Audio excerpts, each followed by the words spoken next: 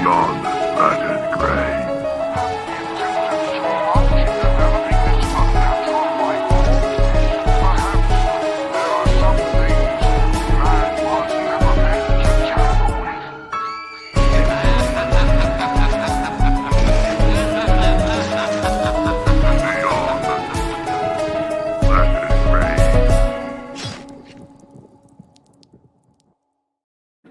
Everybody, what is going on? Welcome. I have a dance routine off camera. Oh, is that what you were doing? Yeah. I do that a little bit too. We are back. Yes, beyond the splattered graves. It's been a while, fellas. How we doing? I'm doing good, man. How about you? Terrible. Evan? It's awful. Sorry, I have the audio feeding back into my fucking headphones and it's throwing me off. I don't know what you're saying and what's being said. Oh, there we go. this is the guy that's doing better than all of us, guys. Come on. What was the question? Sorry. I just was asking how everybody was doing. I'm pretty good. I'm glad to be doing this again. Yeah, no, this is been a good. while. We've been wanting to, like, I know it kind of seems like to maybe the people who are watching weekly or bi-weekly with us that like we kind of got stagnant and then we just kind of stopped for a little bit. We were planning on just taking like a month break, waiting till we got out of our day jobs between Luke and I, and then a month turned into a month and a few weeks. So we got it. But, there were a couple other issues, like we got banned, a couple other personal things popped up here and there. So it's been a rough transition, but I think we're starting to see that with it. Not only this, but I will be announcing, I guess you guys will be the first to hear tonight, that Sunday Scaries is coming back. Sunday nights at 9. We're doing live streams again, talking news, talking just whatever. So we're going to be bringing that back in full swing. So lots of good stuff there. And we're debuting a few new videos this week that are changing up the formula, so I'm excited. I also just wanted to quickly mention, because I may forget to mention it later, tomorrow I will be on Davey Deathray's channel, Late Night with the Davey. We're going to chat about some concerns he has about Eggers being picked up by Hollywood. Oh, yeah. Kind of remake it. Well, go figure. I mean, he reached out to me. I was like, that makes sense. And So it seems like everybody's just like, it's art until you just want to make a lot of money. Yeah, sure. So we're gonna. He wanted to talk about that, and I just wanted to make sure I remembered to mention it. That's a fair point. Hell yeah. No, that's good to hear. I'm glad that you're still connecting with everybody. Let's see what everybody's got in the chat while we're here. All right, Artie, what's going sharing, on, by the boy? way. How's it going? Surprise. Artie has been a subscriber on my channel, I think, since I had like 300 subs. Maidenless Jess of Chaos, what's going on? Yeah. Welcome. We got Hollow Jack. What's happening? Lots of members in chat. That's awesome. And we got Amy here. Yes. Lots of people here chilling and hanging out. Thank you guys so much for showing back up, even though, yes, we said 6. And then I ended up hitting into a bunch of traffic on my way back from a screening. Luke and I just got back from seeing 28 Years Later. So, Nice. yeah, I got to check that out. And the review will be up tomorrow. I believe the embargo is like 9 a.m., which would be noon Pacific Standard Time, but that we'll have our review out for that tomorrow. So eager to discuss that, eager to see what everybody thinks. It's definitely I guess all I'll say is there were a couple things that I did not expect, so I'm excited to talk. I'm going to see that on Thursday, so I'm looking forward to that. Nice. I got some other new movies that I got for screeners, though. I don't really get the big ones very much, but that's fine. I don't really mind those. I pretty much, my thing is like all the smaller movies anyway. So, but I just watched this new movie that I put out a review of that you guys should probably watch, and not just my review, but just the movie. I mean, it's called Found Footage: The Making of the Patterson Project. Yeah, and I watched it. Did you really? Very okay, funny. yeah, dude, it was fucking great, man. Like I had a blast watching it. Like I was watching it by myself, and I was just like, yeah, at the end. Yeah, we randomly got hit up by them too, and they were just like, "Hey, we're trying to get this out. Do you mind checking it out, giving a review?" So yeah, we're gonna have that one out this week. So I forgot. I didn't see it or something, and then I actually saw the trailer and was like, "Oh, I'm gonna go hit them up." So I hit up the production company. And then they sent it back to me last night, and I watched it last night. So, and then I looked in my email, and I was like, "Oh, they contacted me like 2 months ago." Yeah, they were way early about it, but that's a fun one. I'm excited to discuss that. Luke still has to sit down and watch it, but then we're gonna get our review out for it. Because I watched that like a month ago, Alex. It's one of my favorite movies this year. I really like it. Very funny. Just overall understands exactly what it is. It's one of those it's like dry humor, guys. Yeah, so you can't like dry. If you don't like dry humor, it's not gonna work for you. But I loved it. It was like really funny. All Just I will like say, the filmmaking Alex, stuff in it, like you had to have laughed at that stuff, right? Yes, absolutely. Okay. But the thing that the moment I locked in was all I'll say is auditions. Alan Rickman. Oh yeah. I was just like, this is. I was too like, good. are they gonna get away with this? Like, it was, yeah, that's really funny. So just to give you guys an idea, the movie is about a documentary crew that's following this guy who's a really small budget movie maker, and he's made a lot of shorts, and now it's time for his feature film. And he wants to make the scariest found footage ever made, which is pretty much everybody that makes found footage, by the way. And then he wants to do it with Bigfoot, which is even more ridiculous. So when I saw the trailer and they were like, oh, it's about Bigfoot, I was like, yeah, I don't know. Trust me. Wait for it. The second and third act is really amazing. And the first act is really good. Like, I knew instantly when I started the movie, I was like, oh, this is for me. This is a good movie. Nice. Yeah. It's like one of those movies you really want to root for.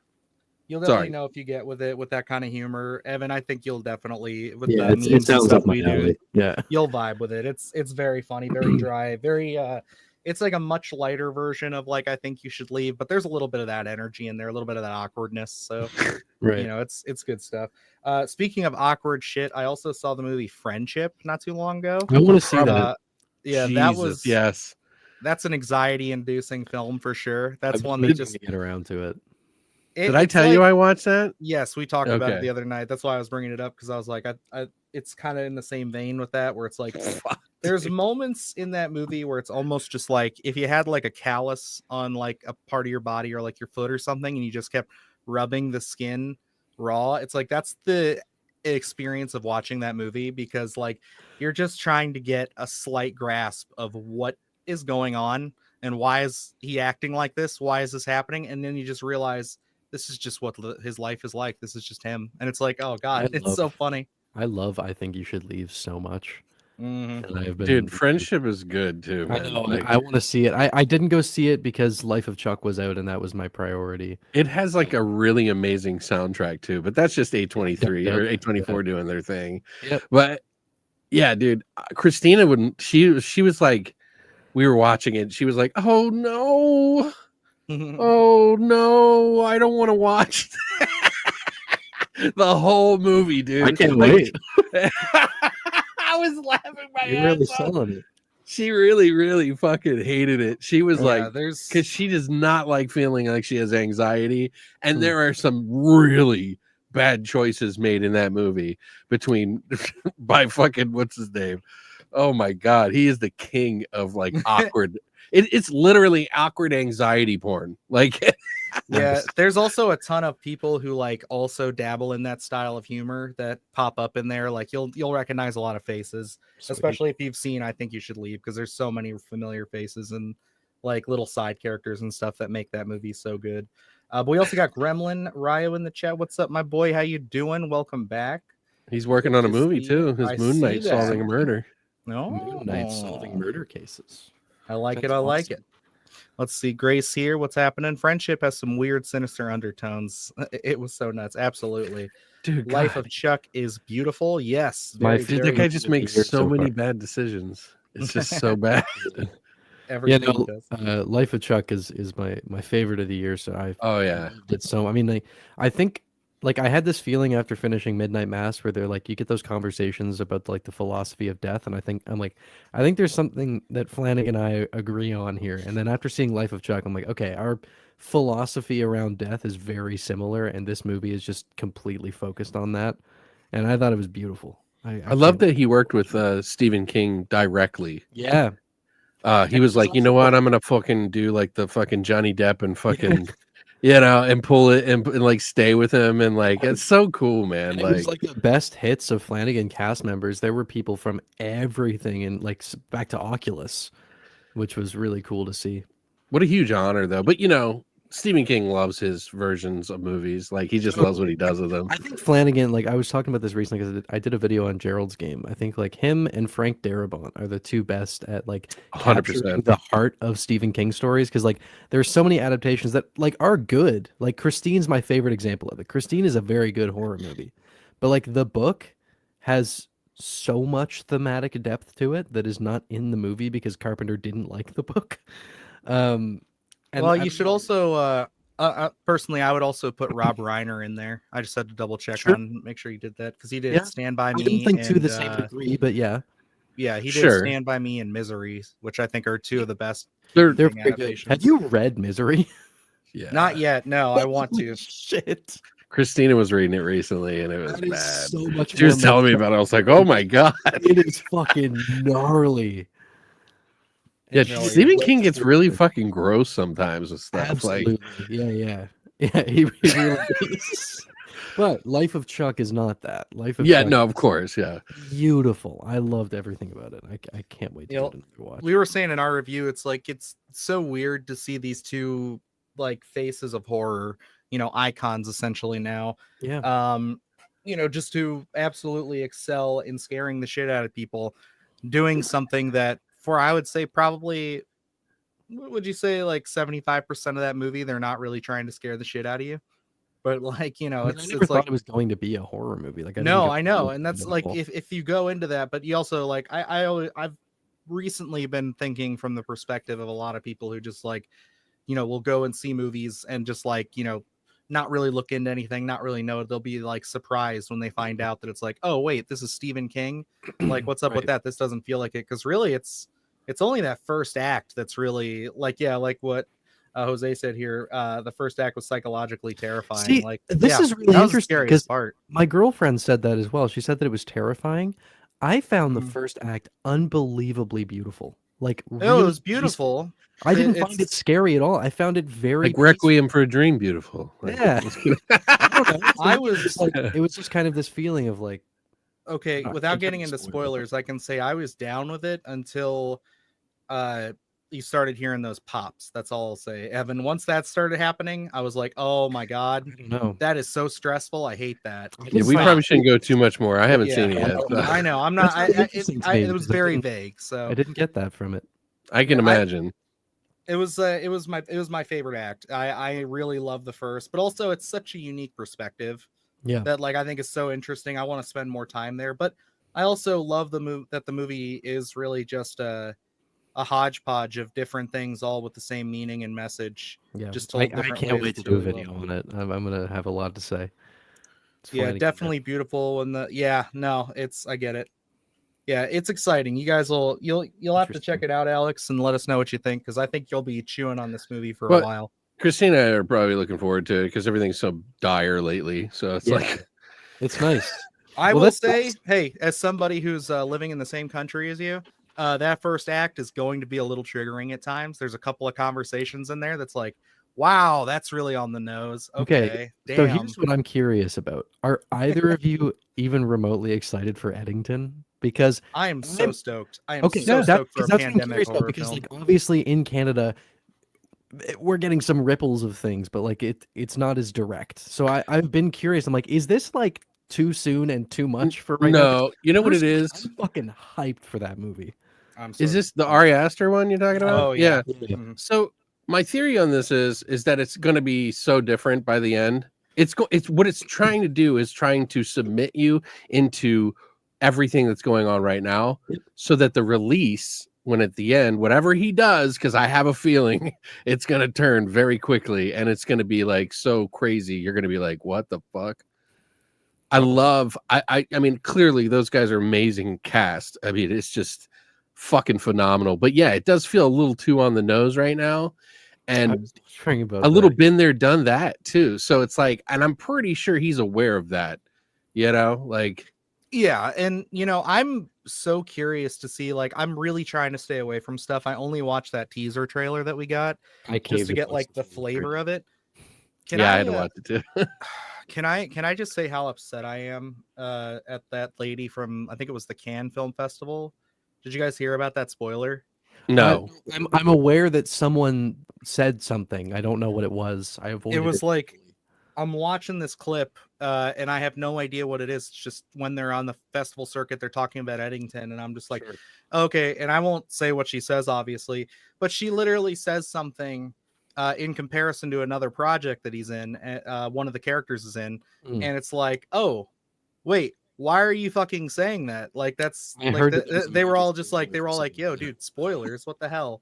And the person was acting like, oh yeah, my bad, spoilers, I know. It's like, and trying to get back to their question, it's like, how inconsiderate. Like, this is literally your job. Like, you know what I mean? Like, we do this like for work, but we also understand that like we're not critics, you know, we're just like YouTube people. You know, we're just talking about fucking movies. I always get thrown off when people are like refer in a comment as like being a film critic. Like, I don't see that at all.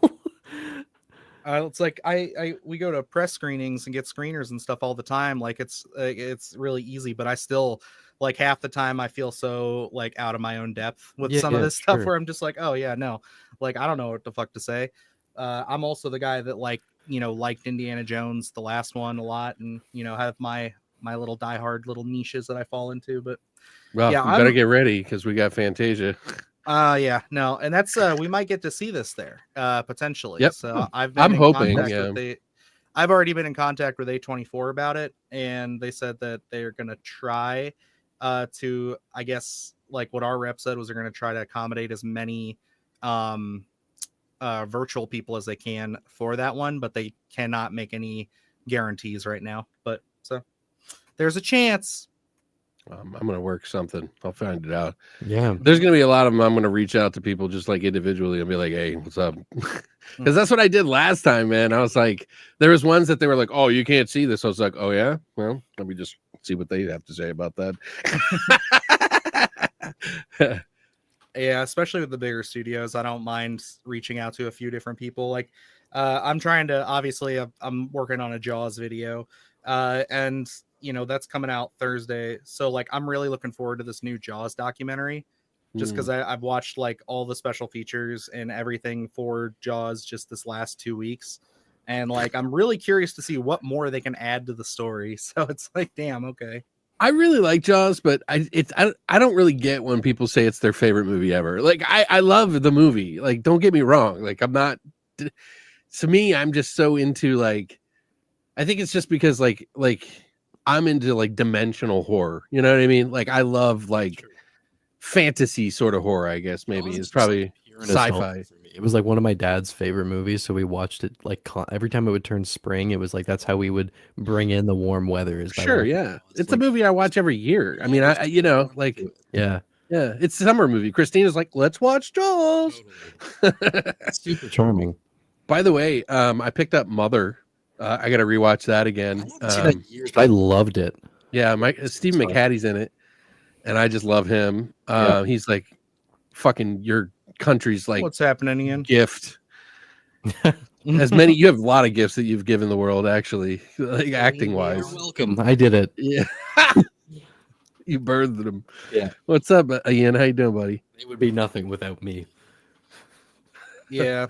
Stephen McHattie in Pontypool is probably one of the greatest things I've ever fucking seen as far as DJs on a movie. Like, he is amazing in that movie. Mrs. Potter's cat was. It's like, oh my god, your voice makes me want to. Of Bone Tomahawk in. Oh yeah, yeah. I'm working on a Watchmen. Video. Oh yeah, there you go. Yeah, that was a big one for him. Maddox got me. It was our anniversary recently. She got me The Queen of Spades, which is like an old gothic horror movie from the 40s that I've been eyeing for a while. Nice. It looks fucking awesome. It was like one of those things where I think the way I found out about it was before.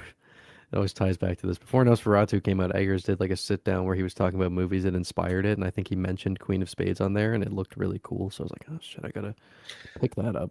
I'm kind of I inch my way back. Yeah. Like I'm like in the 70s kind of more now, so I'm like opening up to a lot of 70s. Right. I mean, I always have, but I'm just saying, like, I've always been an 80s like freak. Sure. And And like now I'm kind of like getting back into the 90s a little bit because there was some gems in there. Weird ones. They're just like this. It just hits a certain spot, you know. You got to dig a little though. And then the 70s just have a plentiful, like just a bunch of whack, crazy shit, like the nose. Like it's really weird. Are you into silent films? Yeah, I've watched a lot more than I have recently. As I grew up. From 1926, I think, Faust. Oh yeah, bro, they remade it too. They remade it? They've made different versions of it. Yeah, I saw it recently, and I was blown away. I don't. There's a lot in that movie that I just don't know how they did in 1926. Like, it's pretty impressive. I think it's Murnau's best film from the ones that I've seen, at least. Like, that was just brilliant. I couldn't fucking believe what they managed to pull off. That's just because they did it for real. Oh, right. Yeah. Whatever you saw is for real. That's how they had. Whenever you see craftsmanship, just so you know, it's like how you think like movies work as a kid, where it's like, oh, they actually killed that guy. They had to bring those dinosaurs back and shoot them with 5 different cameras all at once. It's wild. That's what I thought of the world of life, of things. I got a couple pieces of fun, exciting news and things that we could dive into. Talk about too. Oh yeah, go ahead. No, you go first. Okay. All right. Let's see. I'll throw a vote up here shortly.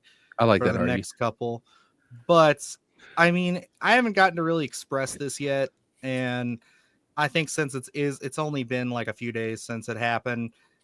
Can we just touch on the Jason universe stuff just a little bit? Because like, I don't understand this at all. I don't know why they talk about it.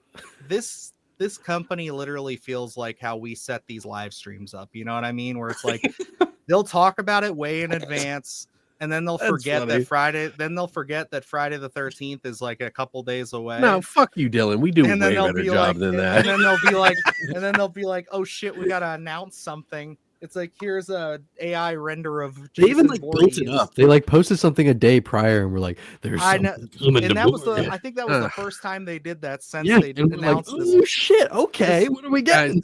I just say them beating the shit out of them every single like Friday the 13th for not posting something. It's like, it's so funny to me. It reminds me of like it's the kind of marketing that makes you feel like stupid for falling for it. You know what I mean? Like it just makes you think that they're like, yeah, these people are stupid. Let's just tell them this and then they'll freak out, you know? And it's like, no, that's not how that works. Like, what are you, 178? Like, I don't really know. Like, that's not how viral marketing works. It's just, this one was like so flagrant. Like I guess the fact that we at least got the Halloween Horror Nights thing is real. I guess it's like, that's happening.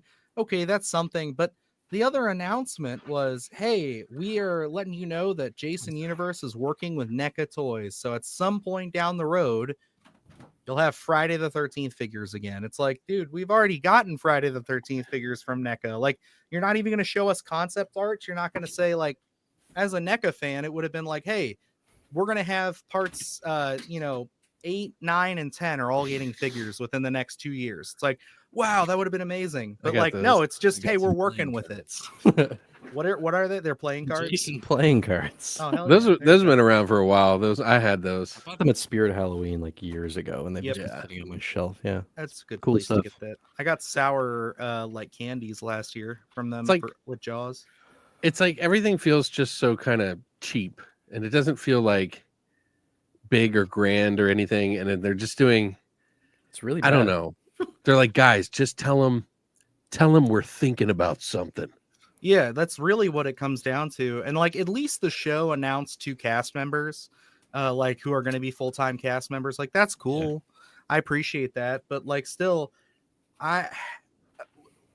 especially if their whole thing is like, we're just doing Jason marketing, Jason branding. It's like, why are you not dropping like, hey, we're going to have all this merch, even if it's like the low tier bullshit. Yeah. But it's like, we're just dropping all of this stuff. We're partnering with all of these different brands. Like, fuck, we're partnering with Walmart. You're going to get a whole Jason section dedicated for 6 months where you get hockey masks and everything. It's like, just do it. Like something, not say, hey, we got plans for things to happen soon. Do you know what it reminds me of? It reminds me of like Disney when they try to do their toys and everything like that. Imagine if they did that, but they never made any movies. You know what I mean? Like that's what this feels like. They're like, guys, we've got all this shit with no movie. Yeah, I think to me, it's like it is turning into kind of like a internet horror meme. Every Friday the 13th, it's like, what the fuck is Jason Universe gonna tweet? It's not a horror meme. It's a horror meme. I don't even like the new design. They come up with this design. They're like, here it is, and I'm like, ugh. Really? What did you do? Did you guys shop this around with people to see if it was good? It looks like it's like no Tom Savini.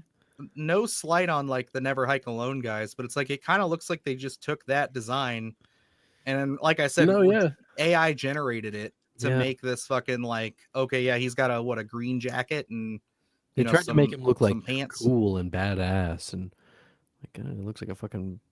I hate the mask. Honestly, I hate the hockey mask. It's terrible. Doesn't have the holes or anything. I was so like not trying to be a piss baby when they showed the logo and it was like, okay, that's the mask. It's like, well, that's not the hockey mask now. You know, that's not what they're going to use. Looks like that's what they're going to use, and I can't fucking believe it. It's like as a diehard Friday the 13th fan, I'm just livid about the whole. It's like when Wolfman was being marketed and they showed that thing at like Universal Horror Nights or whatever. Yeah, like that's surely not what it's actually going to look like. I know. What up from Robo Baggins? How you doing, buddy? Robo Baggins. I love that name. Piss baby. Yep. I know, piss baby. I know that's what. You know, I just wanted to get that out. Thank you guys for letting me vent. I thought about making like a TikTok like short playlist, just venting out everything, but I was like, no, I'm just gonna finish cutting the grass. That was within a couple days of like my dream movie being announced, and then it was like I was hoping that something would happen on Friday the 13th for your sake. No, it's never gonna happen, brother. It's the day a movie gets announced, it's gonna be like a Star Wars movie where I'm just gonna be like, I will wait until it's in theaters or I see a trailer at least. Yeah. And so just so you know, this is the only Friday the 13th this year. So that's it. Great. We're donezo, kids. Great. Try so if they didn't do it then, they ain't doing it later. The guys, the slasher guys that play the video games a lot. And talk about the franchise, Friday the 13th franchising a lot. It's like 2 or 3 guys. Even they've made a couple of videos, and it's just like they're just like, man, we really hate making these videos because there's really not much to talk about, and they know everything. You know what I mean? Like they were talking to some of the actors when the fucking lawsuits were going on, and they blew up over that kind of stuff. You know? Yeah, It's been in such a shithole for so long that it's just and I just fear that we're not anywhere even close to things climbing out. You know what I mean? Jesus, they should have come out and been like, hey guys, this is what happened. This is what we worked out. We want to make this a big announcement that, listen, we understand that you've been frustrated with us, and this is what happened, and this is what we plan to do in the future. So we hope you stand by your favorite things, blah, blah, blah, blah. Instead of, hey guys, will like a gold watch? Like we're selling gold sneakers or Coinbase on the military. Oh, okay. All right. I see what you're doing. I see. All right. You know what I mean? It's just cheesy. It's super cheesy, man. It definitely is. I've been definitely in better states, better mindsets with Friday the 13th lately, and that was just another kick in the teeth of like, yeah. Nah, it's gonna be a while, and it's at least I can say with full certainty, it's better than what's going on over in the Nightmare. I was just gonna go grab that set. No, I had it right here because I did a video on the Jason X. I have this one, the Jason X and Jason Goes to Hell one, and then I got this one. That Scream Factory set is one of the best box sets I own. It's so good. So I only got the check discs for the Jason X and Jason Goes to Hell. So I just slid them on in here. There you go. Yeah, you don't want to give me the full disc? All right, well, I'll just slide them on in. Are those for the 4Ks? Yeah. Oh, wow. Look at you. Very fun, very exciting. All righty, but going on from some Friday news. No, those are not 4K. Sorry, I don't want to make anybody. Okay, I thought you were saying like the new ones. They have, Jason X and Jason Goes to Hell put out an Arrow release each. Yeah, for 4K. Mm-hmm. And so I stuck those. and Beginning. Those two got 4K releases from Arrow as well. Barbarian still hasn't even gotten a physical release. Nothing. Saltburn. There's the Empty Man. The other day. Saltburn also doesn't have a physical That's release. wild to me. I I don't understand any of this shit. I would buy Saltburn. I liked it. Yeah, no, it's definitely. I like the slurping. It's good. Yeah. It's a good time. I know we didn't really get to touch on this much, but Alex, I know you. I don't know if we actually even talked about it. Did you end up watching Killer of Killers? Predator? No, I haven't seen it yet. Okay, so I've been I'll locked leave out of that my one off Hulu there. account because I can't afford it. Evan, are you gonna jump on this so you can keep up with what you got so far? Or are you done? Which one is that again? This is Predator, Killer of Killers, the animated I haven't seen movie. any of the Predators. It's pretty good. It's pretty good. Yeah, you can't. That would be too far. Yeah, He'd you be can't too far start with ahead. that one. Yeah, You'll I have can't to start with that. No, I was I hate just you. asking. I hate you, Evan. I fucking hate you. I've been too busy watching random German silent films. I'm sorry. I know. Sorry, guys. I'm a 20s fella. I'm a flapper. Hey, guys, I'm a flapper. I just picked up This the next Captain film is going to Captain make you America. go wild. Let's see. I'll What else start do we talking have? like that within the year? Just you see. Start doing my channel in like a suit. That's, you know what, though? That's kind of cool. I kind of like that style back then, though. Yeah, Flappers were the underground, like, cool kids back in the day. They were the ones that got into trouble and did all the boozing and then all the sexing. Yeah. Speakeasies.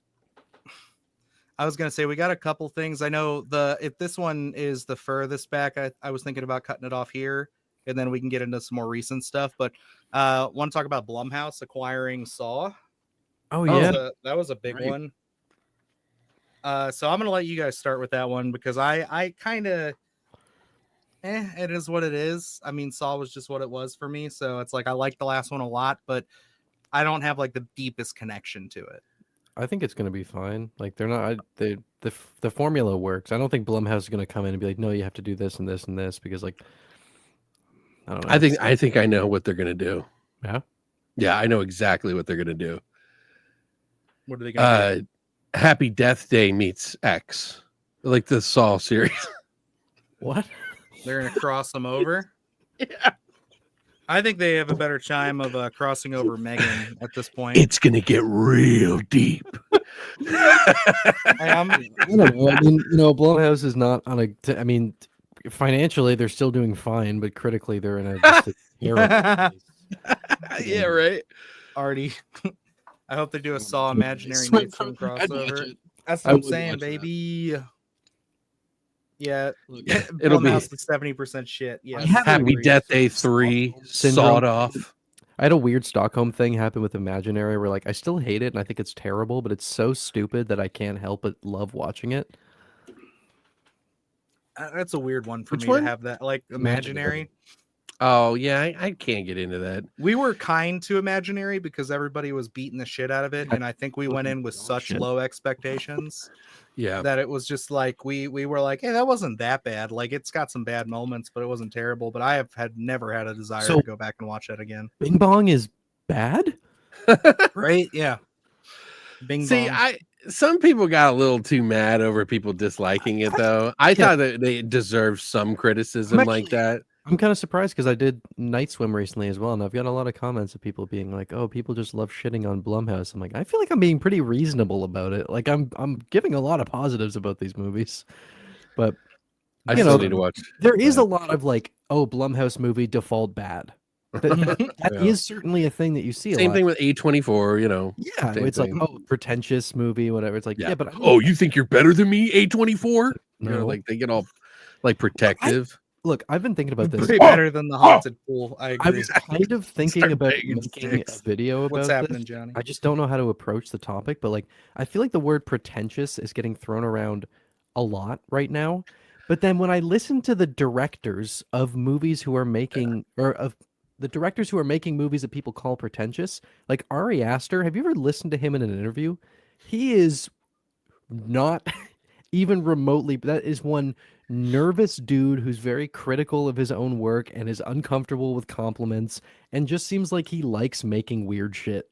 That I think what happens is that people who are pretentious take these movies because there's a lot to analyze about them and then kind of wear them as like a badge of honor. It's like, I got it and you didn't, but like the directors are not like that. Yeah. A lot of singers get the same treatment. Sure. Because they think that, oh, you're just so fucking cool, aren't you? You know, but it's same a lot of the singers I've met have social anxiety and they can't get on stage. Like, literally like 60% of the ones that I've ever met are like a different person when they hit the stage. Absolutely. And I mean, O brought up Eggers, and I would say that's another example of someone like every time I listen to an interview with him, I don't get any pretentious vibes from him. There was a podcast. When I was listening to this, I'm like, man, if you just describe this as someone, it sounds like the most fucking fart huffy thing you could possibly do. I was listening to an A24 sanctioned podcast about Ari Aster. Between Ari Aster and Robert Eggers talking about Ingmar Bergman. And I was like, all right, so this is about as deep into this as you can possibly get. And then I was listening to it. I'm like, wow, these are just like nerds who are just having fun and loving what they're doing and complimenting each other nonstop because they're very good friends. Well, I think that's how like most of the best directors like relationships are. Like when you look back at like De Palma was hanging out with Coppola and Lucas and Spielberg and stuff, but it's like they all make very like different movies from each other. I think the closest you could say is like Spielberg and Lucas like had some crossover in style and stuff, but like, dude, they were all just off the fucking reservation with all their stuff, and they were all good friends. They all respected and loved to geek out, and that's the best stuff. It was actually a fun story when Hereditary was, before it came out, they were doing like a friends and family screening of it, and they of like A24, where like A24 brought in like other filmmakers. Literal Hereditary. Yeah. You know, they brought in like filmmakers they worked with before, just kind of like screen the movie before it went into some more public eyes. And Aster said that like when it finished, he just heard like a crowd of people being like, that was fucking terrible. Oh my God. And he starts walking up on stage because he has to do a Q&A about it. And he looks into the crowd, and Eggers, they hadn't met yet, is sitting in the front row going like this.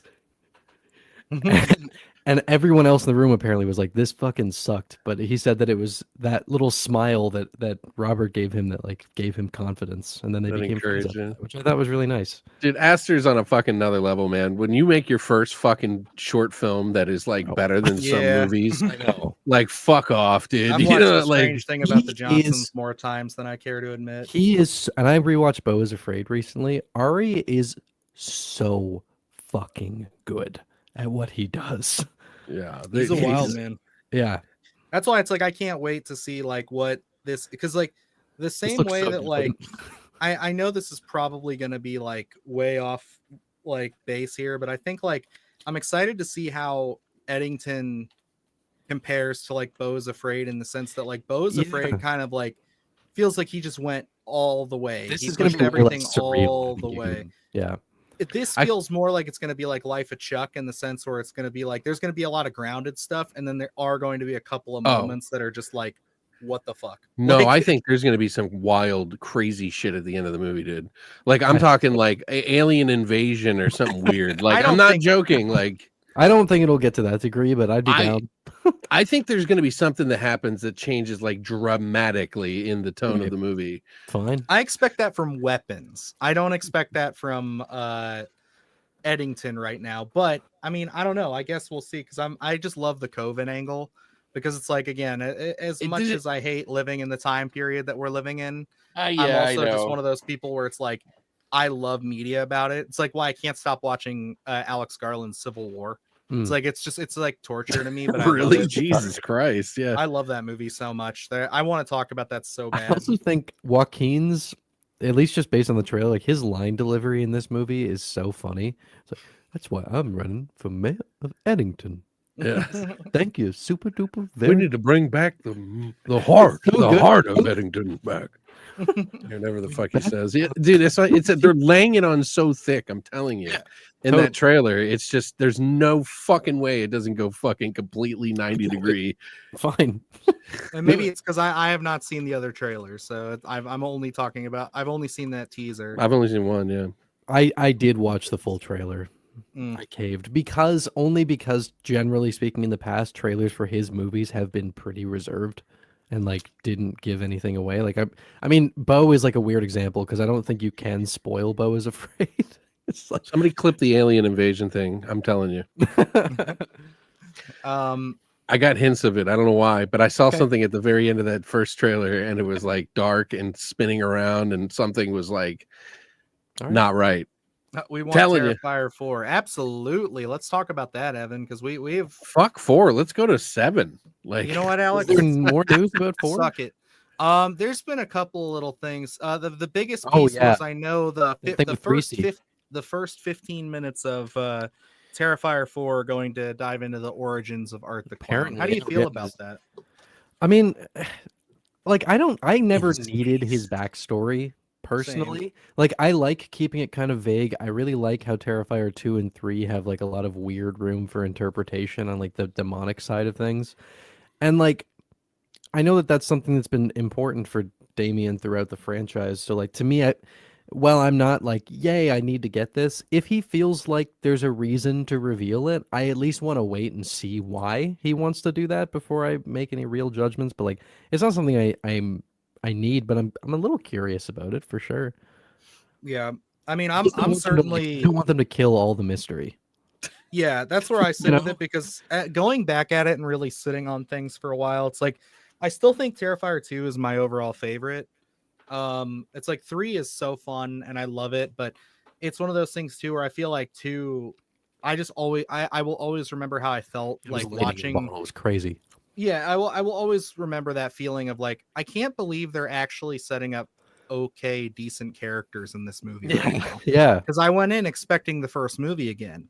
And it's like I can't believe I actually care about Sienna and stuff. And I liked how they weaved some of that small little pieces and parts of story here. Yeah. But like, dude, it's one of those things for me, man, where it's like I kind of just love that in 3 we didn't really address much more. You know, we talked about kind of what art is. There were some hints. Yeah. But we don't know who he is as a person. Like I loved the whole like the guys talking when they're going into the house and they're just like, oh, there was this guy who was killing kids and stuff. It's like that could be his origin. But then we could have a guy come in 4 and say a bunch of other stuff. It's like that could also be his origin. 4 is gonna get really fucking cosmic and weird. And I hope it kind of needs to if they're gonna they pull off what we think they're gonna pull off. Can we spoil the end of Terrifier 3? Has it been long enough? I think it's been no, don't do it.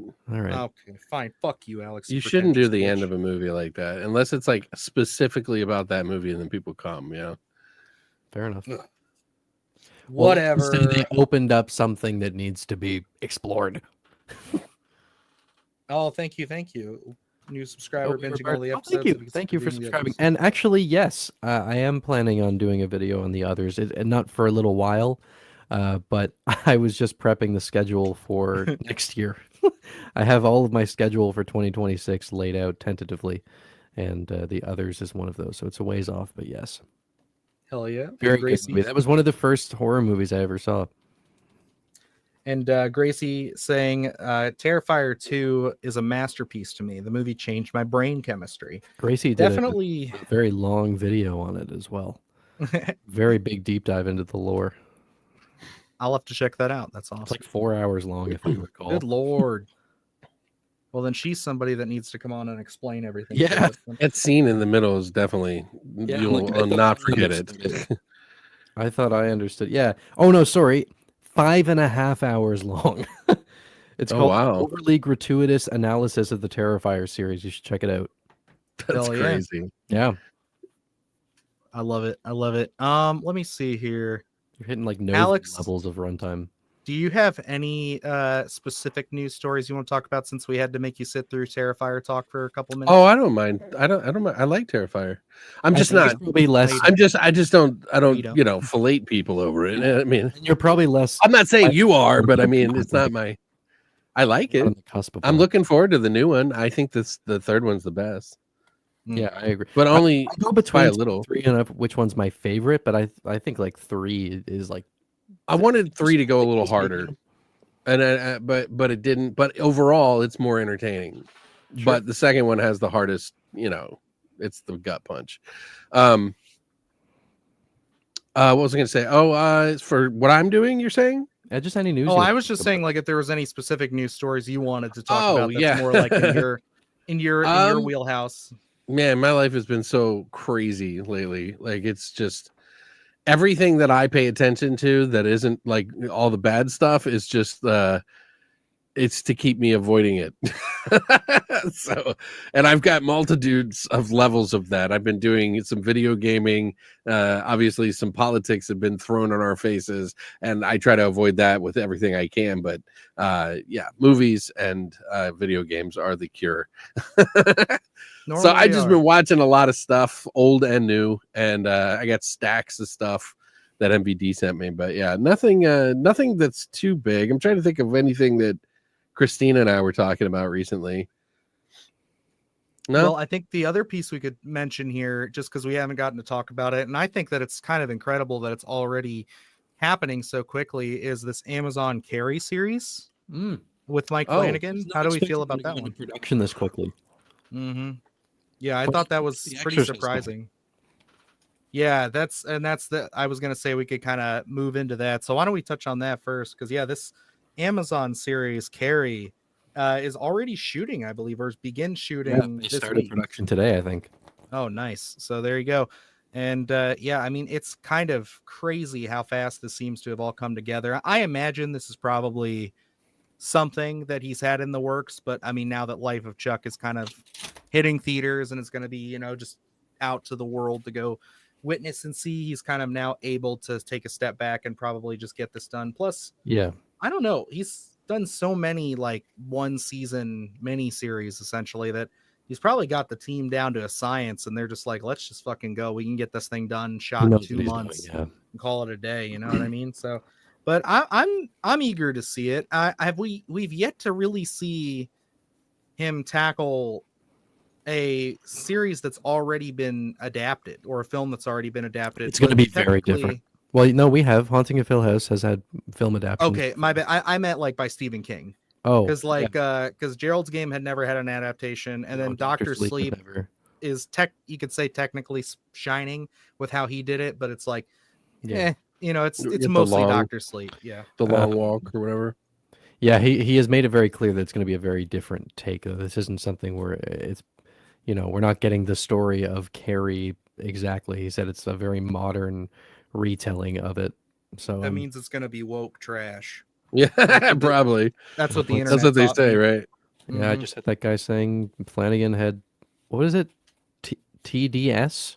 Oh yeah, TDS. Yeah, that's Trump derangement. I hadn't heard that before. Mike Flanagan. Yeah, he's got TDS. I love it. I know. I get called. I people will like comment in videos and stuff, just saying like I'm woke and shit for even just like mentioning, like I mentioned one of the words or phrases I like to use is social commentary, or social messaging, and they're like, I don't watch movies with social commentary or social messaging. It's like my video on the substance. Like you want to talk about people getting fucking pissed, dude. It's like attracted some people. It's so like, funny too, because all these older movies have all that shit in it. Absolutely. That's what I'm saying. I'm like, how do I best explain to you? They put a wheelchair man in the Jason movie. What the fuck? Yeah, like what the fuck? It's not even that. It's like it's not even just that. It's like every movie has a message. Every movie has some form of like the idea or something it's trying to get across. Like. It's like most movies have a social message of some kind or a message of some sort. It's like so saying that, it's just like you're just dumb. Anyway, yeah, it's going to be very different. What's the one where they get the people go to they stay at the nuclear family housing where they like did the testing of the bombs? What is it called? Huh? That's called Hills Have Eyes. Yes. Why? I just couldn't. My brain is tired today, dude. But Hills Have Eyes is, directly about the nuclear family and like all of the bullshit that you would call woke. And it's just done in a way that you just didn't realize it. You know what I mean? And you've seen that movie or those movies a million fucking times. One of the most iconic movies of all time, The Exorcist, is like entirely driven by theme. Jake! Social commentary strengthens films if a movie doesn't make me think about anything that's forgettable. Yeah, I mean, all right. That's the thing. Like, you need to have some like substance to it to make it stick with you after the fact. Yes. I mean, I like dumb fun too, but who doesn't? But like, I've Final seen movies that are Destination- dumb fun that have like somewhat of a message. Like, I mean, look at the most recent thing of like the recent Street Bloodlines. Trash and the old ones too, and Bloodlines. Yeah, it's like they're dumb movies, but they can still have a little bit of something to say. What's up, Jake? I want to get Thanks, buddy. BSG soon. We haven't had him on in a while. We should. That'd Yeah, be fun. yeah, we got to get some guests. Is that up your in new here. logo? That's pretty cool. I like that. Repo with you soon. I've just didn't been notice really that. busy. Films are art made by artists. Artists have strong opinions. Yep, that's the way to do it. I appreciate true. it. But yeah, it's like it's just bitching. All into the films are void. not made for everybody. That's the first thing you need to learn about films. If you need to make it liked by everybody, then you're not making real art. You know what I mean? Like, fucking, what's his name? From I talk about this all the time. From Andrei Tarkovsky. Yeah, Literally made a movie to piss everybody off. I know. In the beginning of the movie for 25 fucking minutes, so that he would be like, okay, you pussies are gone now. Now the real fucking people are here. Have you seen Mirror? I haven't. I just haven't had a chance, man. It's hard for me because his movies are a little slow. A little. My sleep thing just like No, but I have to be like amped up. I get that. Mirror literally made me like reevaluate the way I think about movies. Sure. It's a fucking masterpiece. I've heard people say that. I'm really excited to watch that. But yeah, Mirror, like I had to like sit back and for like weeks I was like, Jesus, I gotta like completely adjust how I approach this. Yeah. It's I amazing. don't know. It's like, you know, I a lot of the mainstream movies and stuff like that. I'm not trying to rag on them or anything like that, you know, because they all have their place, in my opinion. If you don't like them, if you don't like a certain type of movies, then just shut the fuck up. You know, like you don't have to talk about it for weeks, okay? Like I do. I'm just kidding. When it comes to other, no, I'm kidding. I don't make videos about shit like that because I just don't see the value in it, to be honest with you. I want to celebrate horror and I want to celebrate the things that I like. I don't want to shit on things that somebody made that I don't just happen to click with. You know what I mean? Like fuck I that. disagreed with the message, but I'm still like, oh, that's still a good movie. Like, right. Yeah, doesn't mean if I exactly. agree with you, Like you it's get not to- my speed, and this I won't give it the greatest score, but I still see the value in it. Totally, yeah. Yeah, I mean that's just there's nothing wrong with that, and I definitely think that like you can watch and anybody can watch anything, but you have to kind of find that line between am I just being an asshole just to bitch at people who like something, or am I actually do I have anything genuine to say or add to a constructive conversation? Honestly, I think a pretty good example is like Martyrs, where like when he made that movie, he was like depressed and nihilistic and thought there was no meaning in the world. And like you can watch that movie and not agree with that worldview and still appreciate the craft of the movie. I'm like, I can't relate with this guy's worldview at all, but it's still a damn good movie. Yeah, there was I can't remember what movie it was that I watched. It was so bleak and it was just so dark. Like, and I was just like, holy shit, man. Like, this is not a pick me up for the week. Like, what am I watching? Like, I mean, it was, I mean, you want to talk about gothic? That was some gothic shit. You know what I mean? Like, what was there was another movie about the building. I can't remember what it was, but there was a building and everybody just like woke up one morning and the sun didn't come out. And then they realized that it wasn't that the sun wasn't there, it's that there was nothing outside the building. And so they see this black void when they open up the doors and the windows, and people who walk in it like get their limbs burned off and shit. And it's like, what would happen if we threw a bunch of people into a place in that situation eventually? And it goes to the worst possible places. Like, and I was just like, holy fuck, dude, this movie is fucked up. Like, it's a good movie. Was that a recent movie? Yeah, it's on Shudder. I just can't think of it off the top of my head. It's that oh no, I'm thinking of the Screenbox show. I'm sorry. I was thinking of that one. I think it's Tales from the Void or something. Oh yeah. Yeah, they had a similar thing with like a big like black window thing that you'd walk into and bad shit would happen to you. Dude, they were like eating dogs and kids and like all kinds of stuff in this movie. It's like, Nothing what do wrong you with do? that. It's good protein. Yeah, They were oh, that's right. They were like, don't kill the dogs. We got to breed them so we can eat them. And I was like, oh God. How sad, how awful. One thing I did want to touch on, I know we've touched on him a little bit in the past, but I think it's, I think he would do really well right now if he had another sequel come out. And that is our boy Victor Crowley over at the Hatchet franchise. Got a little bit of an update. Yeah. Yes, literally today, Mr. Adam Green, who we actually got to talk to him last summer. We did an interview with him. It's up on the channel, like part of it, but the rest of it will be available on Patreon, which will be launching soon. But we actually talked to him about this as well, and he said that they were having some issues with some, like, I guess some behind the scenes thing with like one of the producers who doesn't want to move forward with an idea or something like that. They have to kind of resolve, but they got a little bit more into it here.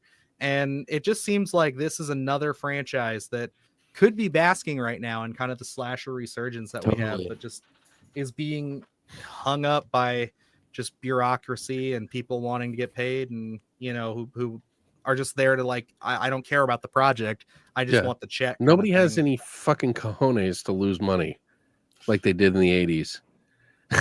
I mean, they're like, I am ready to make a shit film, and then they make good ones. You could sell a Hatchet film to IFC Shudder, and I guarantee you they'll get that thing seen. Look what happened with Dangerous Animals. Dangerous Animals had a wonderful opening weekend. That movie overexceeded the numbers they thought it was going to do. And it's like they've done that multiple times now since like Late Night with the Devil, I think, is when their first real big one over the last couple of years. And then they've been able to consistently draw certain movies that they do that day and date release thing with. They're able to make that happen.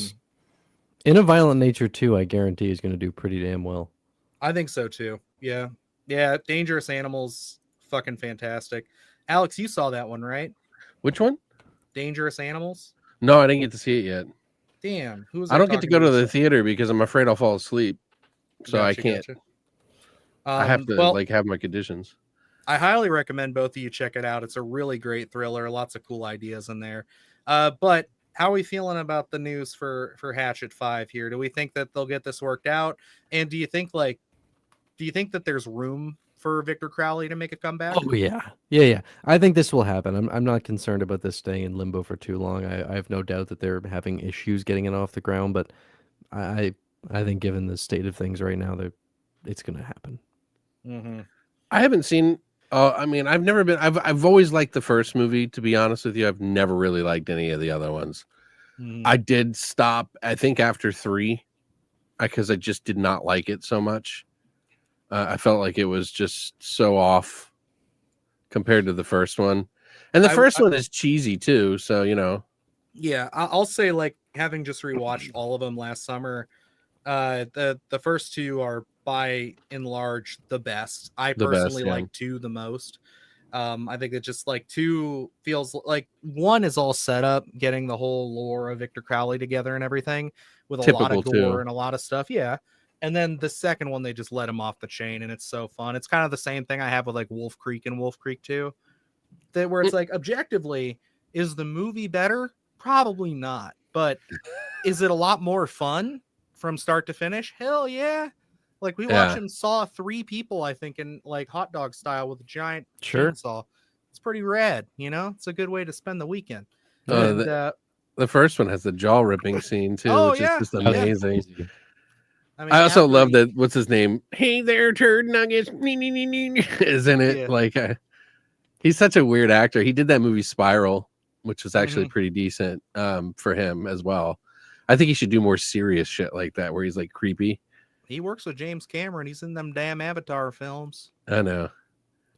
He's got the new Avatar coming Friday. How did they see me? But no, this is I definitely look forward to the day that we get an actual announcement that we are going to be heading back to, Victor Crowley's world and stuff, and seeing what more they could do with them. Because I think like a lot of people had fun with 4. I didn't care. I didn't love it very much. I thought it was like such a big departure. It almost feels like a standalone, like misadventures of Victor Crowley kind of thing. Like there's none of the original characters come back. It's just kind of doing its own thing. So there was 3 actually, Artie. The gay Spiral movie is the one. Whoa. What? Hello? Was it Saw Spiral? What? Oh, something popped up on my screen. I thought I was gone there for a second. There's the Spiral movie that's on Shudder that I know you're talking about. It has Barbara Crampton in it. Give me 1 second. And then there's Saw Spiral, and then there's another one called Spiral from 2007, I'm thinking. Yeah, I'm not. I don't think I've seen any of them. If you look up the guy who was in Grandma's Boy, and then you know, or fucking that movie. What do we? My brain is so stupid right now. Spiral's the only Saw movie I haven't seen. I haven't seen that one. I haven't seen the one after it. Oh, Saw X? Yeah, because I wanted to watch it with. Good. Oh, there's so many Spiral movies. God, I'm like. But there's another one that I just. What's going on? What? Oh, Oh, yeah, you're talking to Cynthia. I'm just off camera for reasons for YouTube. Okay. While I do something. So. Okay. Do you know which one I'm talking about when I say that Spiral movie?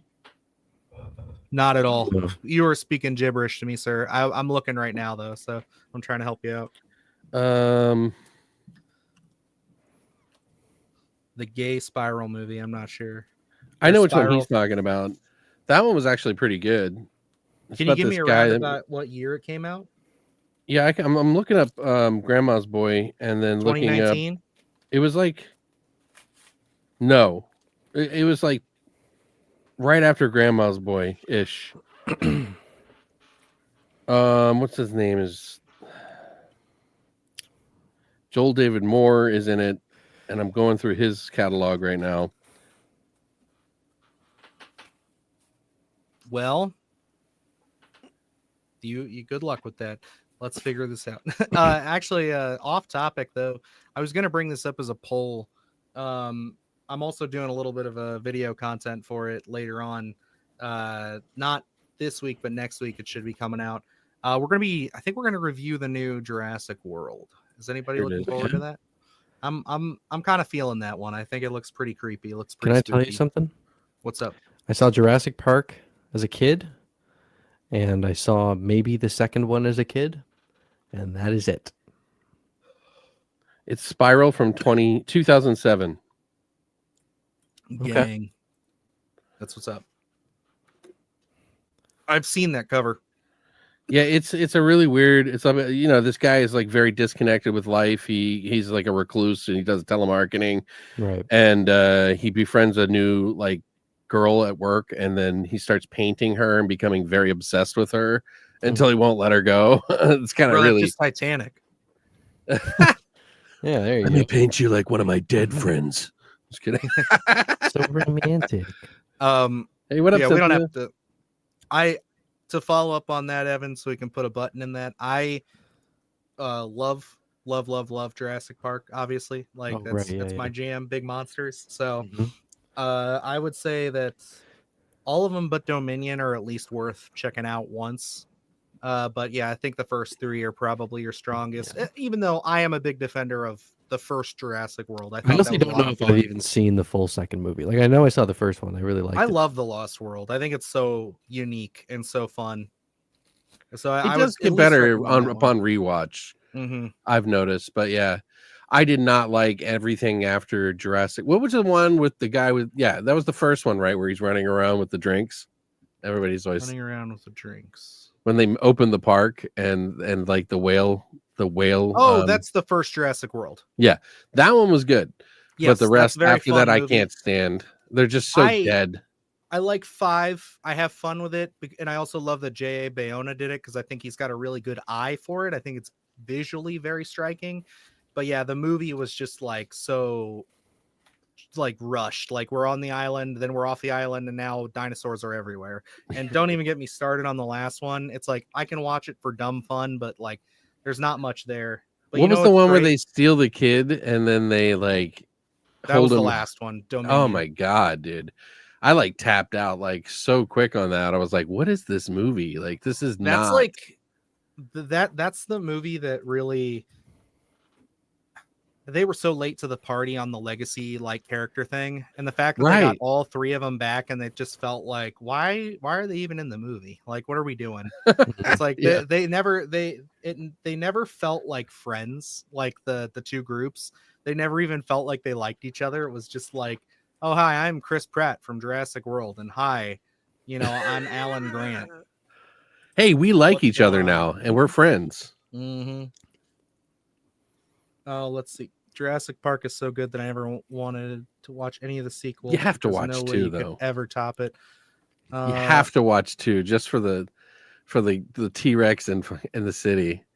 I'd say watch the first 4, and then everything else after that is optional. Just because I also gotta say I'm a bit biased towards 3 because that's my generation. I love that. See, Gracie knows. She said the Scream thing too. That's kind of how I felt. But you know what's funny? I actually really like the last Scream movie a lot. Even though it's cheesy, it still has like more of the spirit of the first one than the, and it does something different too, which I really liked. I'm like a fan of Scream, but like not a big one, because I thought it killed off the fucking. I accuse it of killing off horror for a decade, and it really pissed me off at the time. But I've grown to be a little more relaxed and not so mad about it anymore. Sure. But just to wrap up what I was saying, there was I'm such Sorry. a fanboy for Jurassic Park 3 that I found out they were making this fucking Hammond collection Spinosaurus, and I went out and bought it. I was like, I gotta get that. Got a lot of articulation. He does have a lot of articulation. He's sweet. I gotta find a shelf for him over here somewhere. But yeah, no, I'm a big defender of that. But also, I'm with you. Like, the Scream movies have never been like my jam. I personally love the first one a lot. The rest of them I'm okay with. Honestly, like in my heart of hearts, I think 4 is probably my second favorite. A lot of people. And I don't know. Like after that, I'm just kind of whatever. Like 5 and 6 for me are just so. It doesn't even not even a thing, man. Just whatever. 4 brought it back a little bit more than it had ever been for the last 2 ones, and then 5 and 6. 5 was like, okay, there's something here, but it isn't there yet.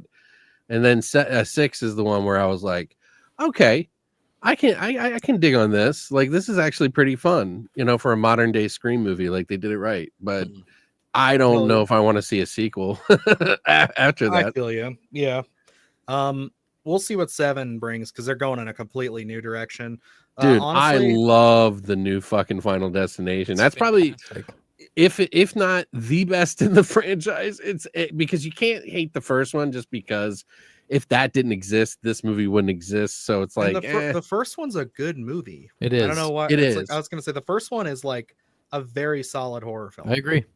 I don't know. I rewatched it recently, and it kind of paled a little bit than I remember it, but I always just like the second one because of the beginning. Beautifully. You're wrong. I also rewatched But it. Final Destination Bloodlines was fucking amazing. Like, that's a really good sequel. It was definitely way more fun than I anticipated I would have with a Final Destination movie. And for the fact that I was actually getting hyped about it the couple days before it came out, like Luke and I were just we were texting each other like, dude, I'm actually really looking forward to Final Destination. Best opening disaster in the franchise, without a doubt. You think? In I mean, 6? it's that one and 2, in my opinion. I think I like this more than 2. Yeah, that's what I'm saying. It's like if it's the only one that comes close to it is the second one. So yeah.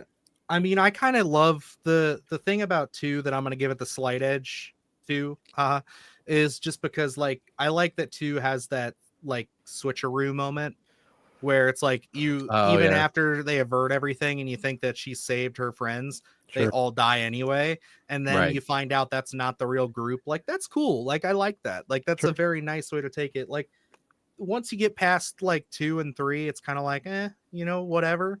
I like 5 has a great ending. If that's the one with the prequel, right? The secret prequel. Yep. Yeah, that's great. Other than that, 6 is like leagues above all the other sequels for me. It was so fun. It's literally the skeleton key without the hoodoo. Wait, what? Okay, but I totally felt the whole you have to kill someone to take the years that you have left. Oh, a lot of people compare the skeleton key to what was the other movie? Skeleton Key and Skulls. No, shit. Fucking Key and Peele. What's his name? Jordan Peele's movie. His first movie. Get Out? Yeah, a lot of people say the Skeleton Key is basically Get Out. Oh. No. Yeah. I say no to that. Get Out gets the advantage just because I don't know. I haven't seen Skeleton Key, I don't think, ever. Oh yeah, no. It has a like it's Doesn't similar. that have Paul Walker in it? I don't Am I remember. thinking of something else? I don't know. I don't. It's like one of those movies that didn't do well, but a lot of people did like it. Some people liked it, and so when they saw Get Out, they were like, "What the fuck?" You know, like they compared it to a heavy. Artie loves Skeleton Key, so we'll have to. Do you think it's like it? Because I remember my friend saying Get Out sucked because of it. Yeah, Gracie said the fifth one is her favorite. Really likes the well done twist. Yeah, I mean, like that's what honestly puts that movie above it, easily above 3. Like, and 4, like 4 is still the bottom for me, but like I would say 4 is easily my least favorite. Yeah, I would probably say 6 could either 6 and 2 will flip flop, but for second, I did not like 3. Ugh. I'm so everybody loves 3, and I just don't get it. I don't understand it. I think the characters are so shit, dude. And then they split everybody up. They're like, well, we're gonna kill all the interesting people off, and then just put you with the shit ones. You know, like I like what's her name? She's cool, but the guy that lost his girlfriend wasn't that cool to me. I didn't like him. Everybody's mad at me about that fucking video too. I don't really care. I think 3's shit. But like 5 has some complaints about it, or the newest, the Bloodlines has complaints about it because of like how they go in order and all that. But I don't think you need to take it too seriously. Yeah. I forgive that just simply for the 2 brothers in that movie because I loved their chemistry and like that was really fun. I honestly like walked into that movie the first few minutes. Eric, I think his name was the kid with all the piercings. Eric, yeah. So like when he first came on screen and was talking, I was like, okay, yeah, whatever, getting your usual this and that, blah blah. That's what I love about his character. Yeah, and I was telling Luke because Luke never saw the teaser trailer, right? And the teaser trailer is the tattoo shop scene. So I was telling Luke, I'm like, before we went into it, I'm like, yeah, I just kind of feel like they gave away all the kills because like the teaser trailer was like basically one whole kill. He's like, oh, I never saw it. We're watching the movie, and I just leaned over to him like, this was the teaser trailer, so you know how it's gonna end. And then how it goes, I'm like, oh fuck, okay, movie, I see what you're doing. You guys got some legs. The garbage truck scene to me was fucking perfect. Yeah, like, it was funny. Oh my god, I mean, like, dude, I love the effects. Maybe don't mention how. I know, but she's like, maybe this could fall over, and then this could happen, and that could happen. It's like, okay, yeah, that would be insane for that to happen. Dude, and then you see that girl in the background walking away, and I'm like, that's gonna happen. It's about to happen. I was like, okay, and cut, and cut, and cut, and cut, and cut. Like, oh no! And I was like, oh my god! It was fucking awesome. I screamed out loud in the theater, and Christina was laughing at me. I was like, oh my god! It was great. And I was laughing, and everybody was like looking at me like, is that really that funny? And I'm like, yeah, it's kind of funny. I won't spoil it at all, but like honestly, I need to put a little bit more respect on that kill because in the theater, you're so taken up by it, like what's going on, and there is some CGI blood they have to use there, obviously. Sure. But when I found out that that's literally just like a foam press that they like specifically cut out to just cut the face and show what it needs to be, and it's the real face, I was just like, that's movie magic. Like I love that. Like I love that little behind the scenes. Practical with CG has always been amazing. Very good. Yes, they do a really good job. Like I would say like 1 still gets the top spot for me simply just because I feel like with the first movie you actually get the sense of like death being a real imposing all-knowing force. Sure. See what you mean. As to where 2 they start once 2 gets in there, it's like it's pretty much now it's more of like death's there, but it's like yeah, it's fun. It's like okay there, but like 1 really feels like they're trying to make that spooky. Yeah, you have I get you after itself when it kills Buddy in the bathtub and it's like I was literally about to say that. Yeah, that's that's Todd, I think is his death. Yeah, like it's one of the oh my god, that's one of those kills that's like it's realistic. It's like not too far out there. Kill.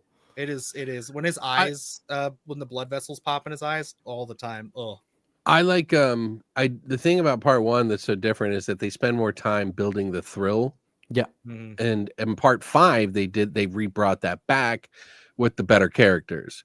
So like I think 3 and 4 to me were like they had like trade off things, you know what I mean? Like they don't really have good certain elements that you know the other movies did have. And so when 5 came back, and you know, Christina likes the 5th one as well, but she just likes the gore like most people, you know what I mean? But it's funny to know that a lot of this stuff was practical and some of it wasn't, you know what I mean? Like it adds a whole new level of respect. It really does.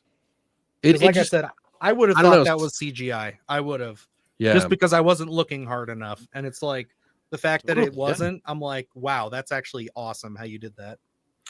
Do you remember the movie we watched for the festival that the director of The Blob did? Witchboard. Yes. We're one of the very few people that have seen that movie, by the way, because it did not fare well. Is that never coming out? No, it's coming out in August, I think. I saw something for it. Okay, yeah. I didn't give it a really high score, but I didn't have the heart to like put up a video about it because I love him so much. We did. But also, it's like we also love, it's Chuck Russell. So bad it's good film. Like you just have to know that it's like it's an old era style movie done in today's world that doesn't fit. People are gonna hate it. It's poor man's Final Destination. It's EBT Final Destination. Like that's what it really is. It's and I'm not saying that because of like the actors are bad, because some of the actors in it are like recognizable, like younger talents who I've seen do really good stuff. Like there's one character in there I know I've seen him be good. Yes. Yeah. And then it's like you're watching this and you're just like, oh my God, the script is terrible. Like just the dialogue and how they talk to each other and how they are forced to interact. It's like, you guys don't even seem like you're friends. Like you seem like total strangers. It really jumps the shark after like the second act too. Like right in the middle of the third, all of a sudden you're just like, what? It's like it has this whole extra stuff. So when people see it, I think they're going to be really upset. But I think if you watch it with like the kind of eyes that I was saying, like, okay, this is not going to be a good film, but enjoy it for what it is, because they kind of made movies like this, and it's like two like decades mixed into one. It's like 80s and 90s mixed into one. Yeah, and they did a terrible job with it. Like the mix is so bad. Like I love Chuck Russell. I do. I really like The Blob. I even really like because he didn't he help, or he directed Dream Warriors, right? Yeah, he directed Dream Warriors. Yeah. Oh, he directed The Mask. Like the dude's made good movies. But like this man, just like, oh, dude, this is. It's been a while. He was so happy though to be able to back in the chair. You know what I mean? Yeah. So I mean, and you know what? I agree. I did not get to sit in on that interview. That was one of the ones I had to sacrifice. But Luke literally introduced me to The Blob and everything, and I was just like, that's one of my favorite horror films now. So I was like, dude, you got to take it. So he did the interview, and I was jealous, but you know. Tis what it is. We got what we needed out of it. Unfortunately, Witchboard. That's going to be taper your expectations. Most anticipated horror films this year. I mean, Weapons is definitely one. Eddington. I'm looking forward to the what's his name? The guy that did Thirst and Pod or whatever. Like the psychic one too. Thirst. I don't know. He's got this one about an alien coming in. It's really cheesy, but it looks fun. Like it just looks like a lot of fun. I'm trying to think. Black Phone 2, I think, is what I'm most curious about right now. Thirst? No. Actually, no. I know. Oh, what's the lounge that people go that are vets? What is it called? They made a movie about vets fighting off a punk. Oh, you're talking about that's VFW. Thank you. Mm-hmm. Joe Bagos. It is, what's his name that does like Joe Bagos. Joe Bagos. Oh, I like him. Yeah. Well, I liked you're talking about Bliss. The Christmas Bliss, yeah, that's one of my favorite movies of his. They're kind of cheesy, but they're also kind of fun. Like they like, I don't know. VFW is, you know, but when you mash in all these like actors into one movie, you know. But he's got a new one coming out that's called. It's about this like it's him in the movie, which is just really strange. And he's like this stoner guy that like has aliens attack, and then he has to fight them off. And it looks like a lot of fun. So it looks schlocky as fuck. But yeah, Jimmy and Stiggs. Oh yeah, I do want to see that. Yeah, I know what you're talking about now. That does look exciting. What's the one with I the really like Minotaur this too? Christmas one. I don't remember what that one was, but we looked at Devour. That one That's another movie that I'm looking forward to coming out. Yeah. I don't know. I'm gonna go with looking at this little list here of what Google is able to pull up for me. I'm looking forward to the Anaconda movie with Paul Rudd and Jack Black. I'm also really looking forward to what do we got here? Oh yeah, him's a good one too. I'm looking forward to that. I think the one that I'm most looking forward to seeing was like one that technically released last year, but it's like an Irish indie film, so it only released in like a couple theaters in Ireland. More? No, it's Antaisha. It's like the ghost. It translates to the ghost. It's entirely in Gaelic. But it's like it's a creepy looking folk horror movie, and I love Irish folklore. And I've been trying to track down this movie for a while now, and I haven't been able to find an in on it yet. But wait, I think I watched it. Antaisha? Yeah. Five Nights at Freddy's 2. Hold on, I'll tell you. Because there was another one that came out that was also an Irish folklore that I believe was in Gaelic, but it's not this movie. Yeah, it was in pretty much mostly. It was like 89% Gaelic. I can tell you this title of the movie if you look it up. This one's called Friwaka. Yeah. So that's the other one. I'm talking about. It's Antaibhse. I think I know which one you're talking about. But yeah, this is I think what I'm the most looking forward to checking out this year. That's definitely your speed for sure. Yeah. How was Friwaka? Not as good as like the one with the baby. Do you remember? Remember that movie that everybody was raving about last year? Agazusa. With the baby. Yeah. No. Oh no, you're talking about the bath one. Devil's Bath. Oh, I actually Bath. haven't seen that yet, but I really want to because Devil's Bath is really good. It's not as good as that. That's an upsetting movie. That's a fun one. And I want to. The Lodge was one of those movies where like I watched it and I was like, holy shit, that was I love amazing. that movie. And then I looked it up and I realized everyone fucking hates it. It's because it's overhyped. It has terrible It reviews. is not overhyped, dude. It is. I just rewatched it for a list like The Lodge? 3 weeks ago. Yeah, it's fine. It is fine. It is not as good as everybody makes it out to be. Well, don't make it out to be good. Most of it's bad.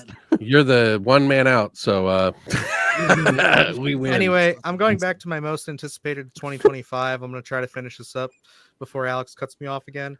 Oh my god! No, Hey, you guys ever had M&Ms before? Strangers Chapter 2, and finally The Exorcist Deceiver. Those are what I'm going for. Oh yeah. Say it again. I'm sorry. It says it's on here. I said Five Nights at Freddy's 2, The Strangers Chapter 2, and this for some reason it has Exorcist Deceiver. They still have the Exorcist Deceiver on the release. I literally have been looking at this Google like generated list just to make that joke. I will always be curious about what the plan was. Oh, we'll get it. Someone will pull it out of him at an interview in like 5, 6 years. I want to know what the idea was. Because, like, look, Exorcist Believer was not a good movie. It wasn't without merit. There were some things in that movie that I thought were pretty good, especially through the first half. It was all solid up until like honestly, once Ellen Bernstein showed up, that's when things went downhill. That stuff was just terrible. That's when everything really went downhill. And I think in terms of like, if you just want to watch like a possession movie, it's still fine. There you go, like, Artie. I can enjoy The Exorcist Believer. It's just not good. Little Lewis Pullman, man's growing up. Lewis Pullman, Strangers, Strangers Chapter 2.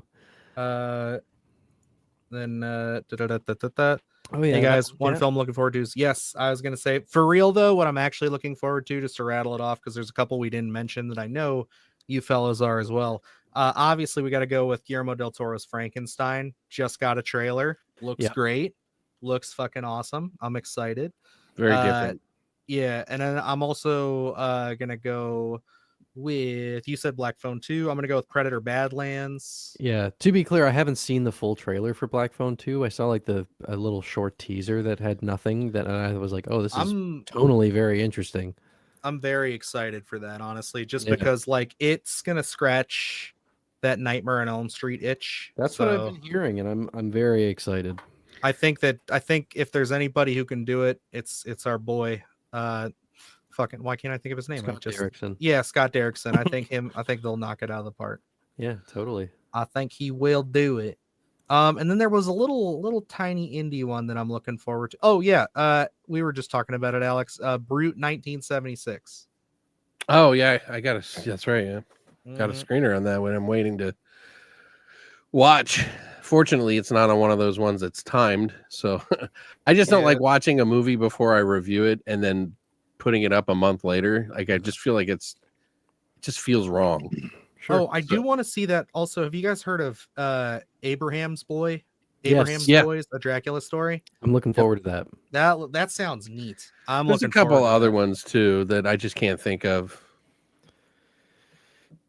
Yep. That's a good way to do it. That's mostly what I've been doing now, and it's been great. IFC Shutter, like honestly, you can go through their whole originals catalog and you'll find some gems in there.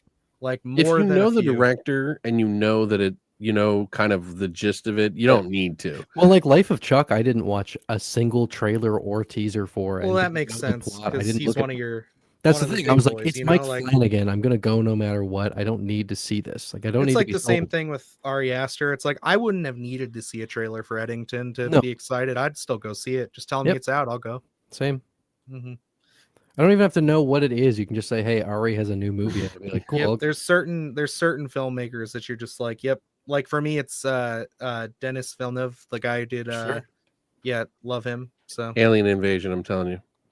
Hey, you know, that'll be sick if it is, honestly. I hope he said he wanted to do sci-fi, remember? If you have any dream movies you want, just ask me, because I've been manifesting shit left. 2025's been the year of Evan manifesting his Happy Death Day 4 sawed off, you know, with a saw like I am gonna manifest it, dude. That, by the way.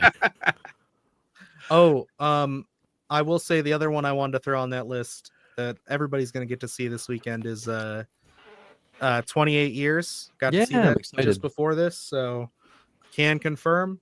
Definitely worth checking out. You know, so I would say stay excited. It's cool. All I need is it to be better than 2. Definitely better than 2. It goes back to a lot more of the heart and the actual like message behind the actual infection, like how the first one was very somber and very like, you know, people dealing with it on like a more realistic basis. It has that, but it goes into some directions that are kind of surprising, and I'm going to be very curious to see what you think afterwards. So right on. Just know that what we've seen in the trailer is only a taste. That's one thing I can say. Almost everything that you've seen, if you've only seen that first initial boots teaser, I can say that's all like the first 20 minutes of the movie. Shit. So yeah, no, I figured. You don't know shit. So that's all I'm saying. That's why they weren't so worried about. The trailer is great. I saw something I didn't want to see just because the trailers play on like YouTube and shit. Like the short one, and then it's that last clip that pissed me off. I was like, God damn it. So I know what it is, and it's very. I don't know if I should say, but it's okay. Well, I would say that it's reminding me of a franchise that has other dead people in it that's gone a little batshit. Okay. I would just say, like, I think how they handle everything, is great. That's all I can say with being just staying extremely vague. If you really want to know more thoughts, watch our review tomorrow. Because again, I don't want to say any more than just if I enjoyed it. So. Sure. Rusty Napkin, yes, I am going to cover Barbarian eventually. I don't know exactly when yet, but yeah, I will. Before you see Weapons. That's a good one for Weapons. That would be when nice. Is that out again? That's a couple August. Months. Yeah. Or is it at the end of July? Maybe I can move some things around. I don't know. I'll have to see. I have the tickets. We bought tickets, I think. Okay, we've got about half an hour left. I need to talk about Christmas Carol. Yeah. Oh shit. Yeah, I forgot August about that one. 8th. Yeah, I So meant to bring lots this up when we were talking about news earlier on, but there was no way I could let the show pass without talking about this. So after Nosferatu came out, I was talking a lot about. I don't remember if I ever did it publicly. I feel like I probably did, but how like to me, I was like, man, if I ever got the chance to like talk to Eggers, I would try to put the fucking worm in his ear of Christmas Carol with Willem Dafoe as Ebenezer Scrooge. I have been saying this for months. My brother and I 2 weeks ago were sitting on the back deck like this would be the greatest movie of all time because like the Alistair Sim Christmas Carol, which I think was from 1951, is like one of my favorite movies of all time, and it has that kind of like gothic atmospheric sense. And Eggers loves like the innocence or like his sensibility for ghost stories is very up my alley. So I've been saying for fucking ever that Christmas Carol with Willem Dafoe from Robert Eggers would be like my dream movie. Now, I didn't think I could be more excited for a movie than I was for Nosferatu, and then he came and just fucking out of the blue drops this announcement that they are doing Christmas Carol with Willem Dafoe as Ebenezer Scrooge. And that to me is like, there is not a movie announcement that could have come that would have made me more excited than that. That's cool. Yeah, that is really What weird about that you said that. Nosferatu 2, Electric Boogaloo? Yeah. like Werewolf was cool. I was like, that's what I would want from a werewolf. That's the one I'm movie. just saying. Don't whatever he can do whatever he wants, but it all has to wait until after Werewolf. Well, it is. Werewolf is coming first, and then it's either gonna be Labyrinth or Christmas Carol after, and I hope it's Christmas Carol. I'm not really invested in Labyrinth personally. Labyrinth, I'm starting to side with Alex more. I'm starting to think that I don't think that's gonna happen. I think that's we'll see. Because that is so far out in the weeds right now compared to these other two projects. Because if I remember correctly, the article stated that like he's pretty much ready to go with Christmas Carol, like as long as he's got the budget and the time and everything worked out, like he's set. So there's like no work he has to do on that. I feel like it's a good transition from Nosferatu to that, more than anything else. And I think Wolfman will be good for sure because it kind of fits in that too. Well, and it's interesting too because like he has said that Werewolf is like by far the darkest, most fucked up thing he's ever written. I want it. I want it so bad. But then it's also going to be cool to like follow that up with Christmas Carol. Yeah, which I think is great. Which could be lighter but also dark. I don't think like it's an Eggers movie. I think there's still gonna be like it's gonna focus on being like an atmospheric ghost story, and that's all it needs to be. And that's exactly what it needs to be. Right? We just need to get Bill Murray to help sell it. I was about to say we've got Scrooge, we've got the Muppets. Like honestly, like a Nosferatu version of that story, like with that same budget and atmosphere, like that'd be amazing. Yeah, have you seen Scrooged? Yeah, I love Scrooge. Scrooge is great. It's my Have you seen the Scrooge Bill Murray movie? No. Evan? Oh. There's a scene. The reason I said this, I'm just going to point it out to you. There's a scene in the movie where he's like, have we had the teaser for the Scrooged promo? And then he plays it. And it's like, this is how we should really do it. And it's like a nuclear fucking explosion. And it's like, they need to be fear that they will miss this fucking show. And so like someone dies over the commercial because it scared him so bad. Yeah. And he was like, oh my God, this is the best promotion we can ever get for this movie. Yeah, it's a really modern nihilistic take on the Scrooge storyline. It's really good. You should watch it. Yeah, sure. And like, there's some great practical effects, like when his boss shows up, the golf ball and stuff. Like that's really great. Sorry, I didn't mean to cut you short. I was just making sure you understood my reference. Yeah, no, you're all good. Okay. But yeah, like, I'm a nerd. You know, I made my channel because I like nerding out about shit. But when I tell you, I have never in my life had a reaction to an announcement to a movie like I did for that. Not just because I've been talking about it, but forever, but because it's like literally a perfect movie in my brain. Yeah, you made a 10-minute video on a still frame of Nosferatu. It's gonna happen again. Just you wait. No, but like no video about this. Just I saying. audibly shouted. I ran to my brother. I handed him my phone. I ran outside, heard him shouting from inside, and I just laid in the driveway for a second because I was like, I need to fucking decompress. I've literally never had a reaction as crazy to an announcement as I did for that. I am over the moon excited for that. That is pretty odd. That's a pretty. You are so keyed in. You have done so much like deconstruction of the man's work that you are literally like on board of like his future. Honestly, and I think it kind of just speaks to where people are like, "Oh, you're biased to this movie because it's Eggers." I'm like, no, I think it's more likely that there's just like a common sensibility in what I really like and what he enjoys making. Because it seems like this is twice now in the last like 2 months where I've been like, wow, this would be perfect for him to do. And then it's like, here's an announcement 2 days later. You know, this keeps happening. It Out of all has three happened movies, quite I a would bit say that one's this good. year.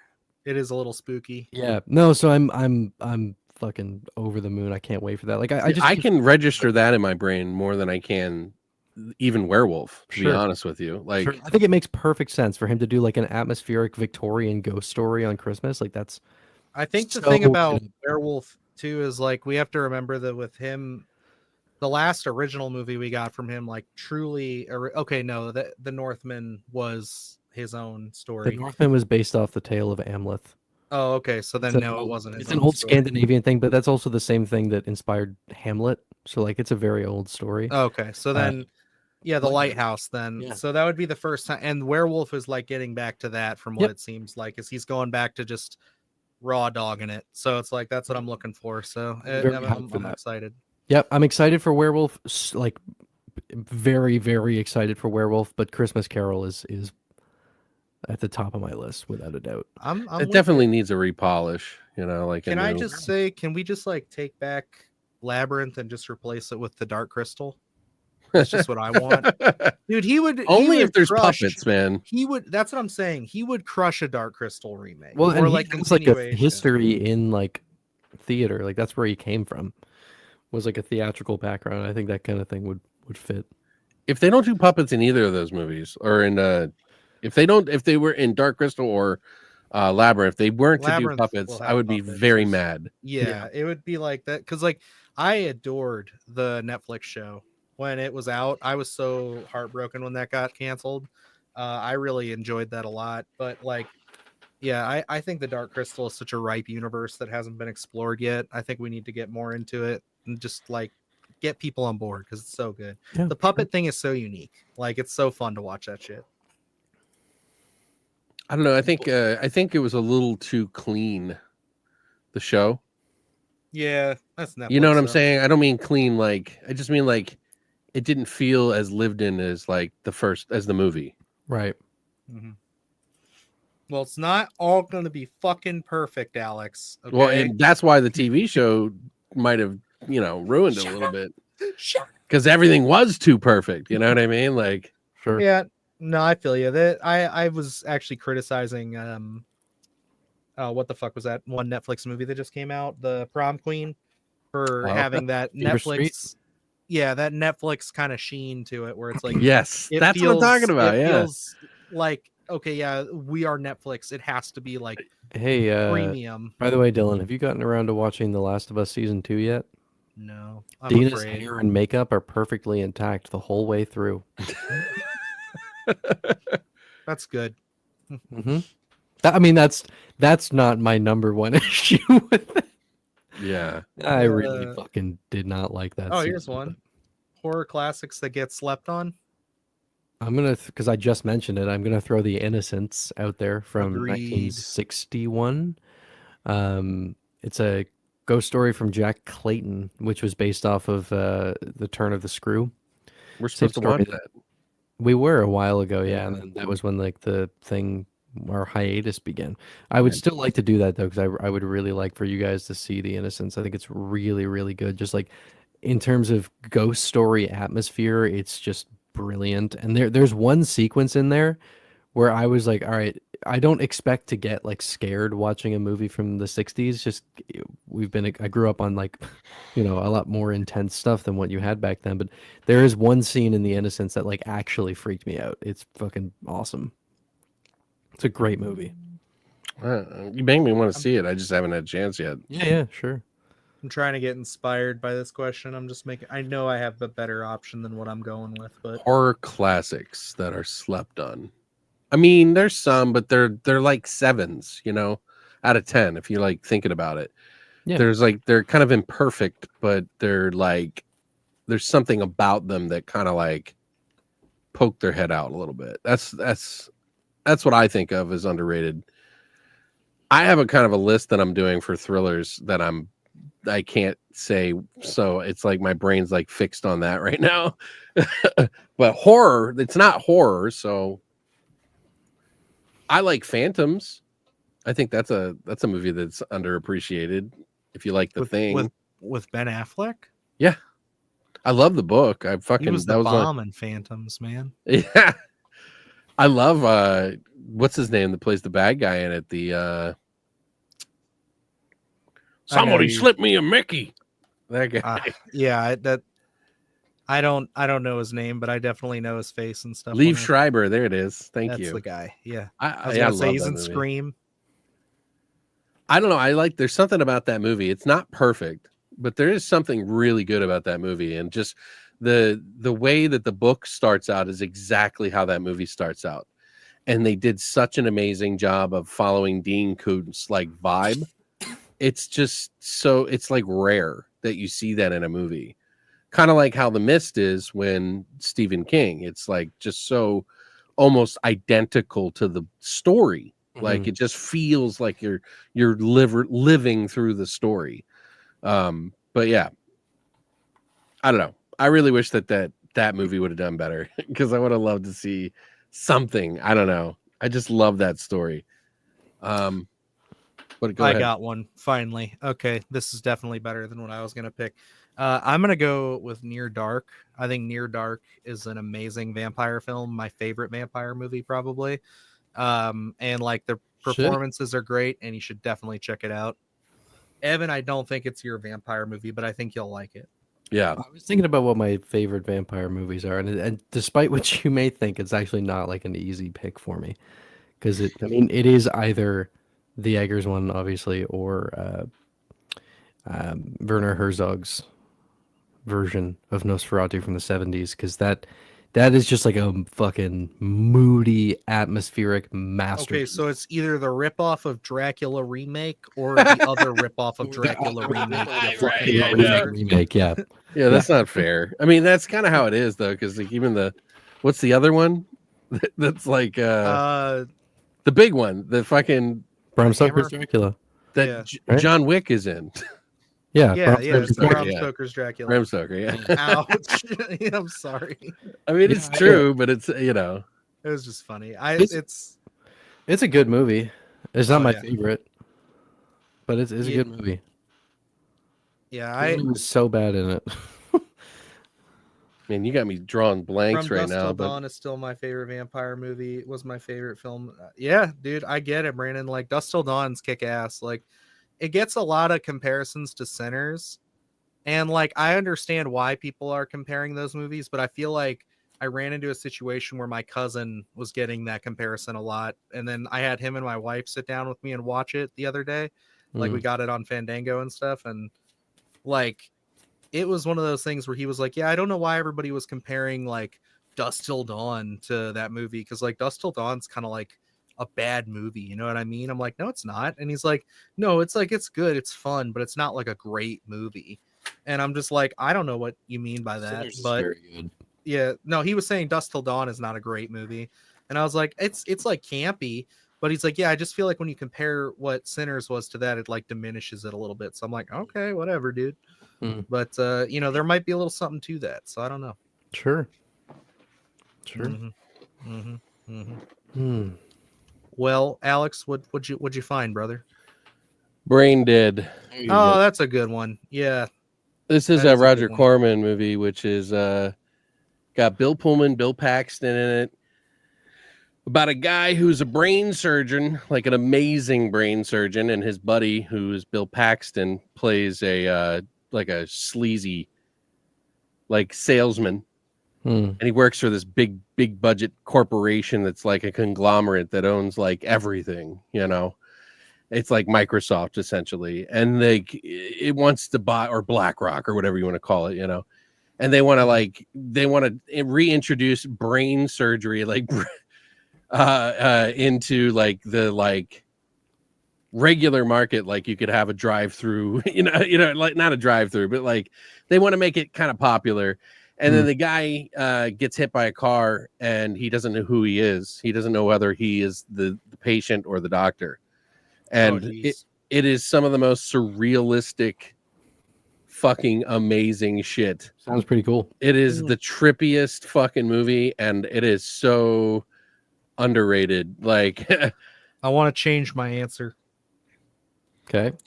Near Dark is great, but I completely blanked that. I should have said Dark Man, the Sam Raimi movie.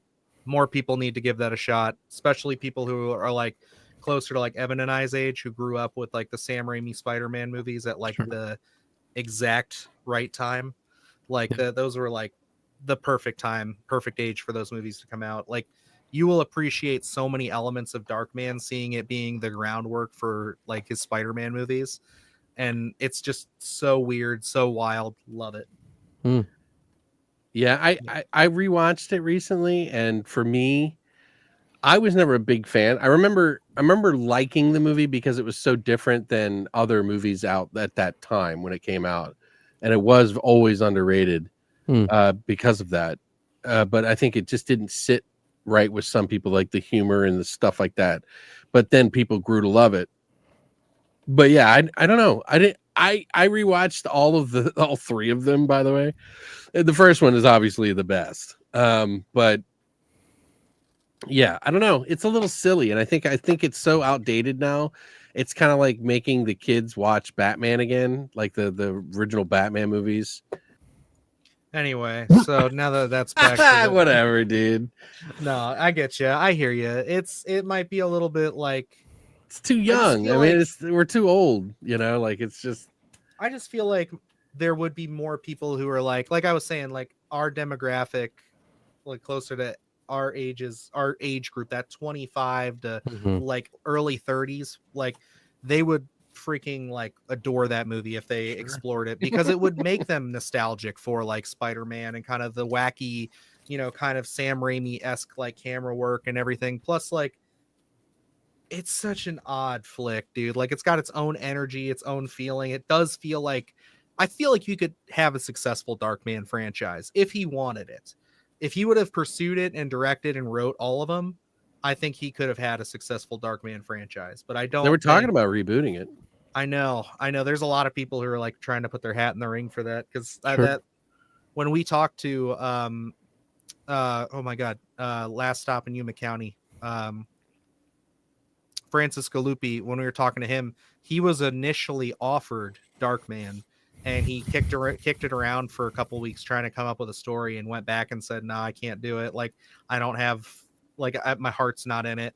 And then they were like, okay, well, you want to do Evil Dead? And then he was like, yeah. So that's how that happened. So yeah, I mean, they're trying. They're trying. They just got to find some fanboy about it. Like, like somebody that's I would do it. I got a story in my head. I don't know if it's any good, but I would love to do it.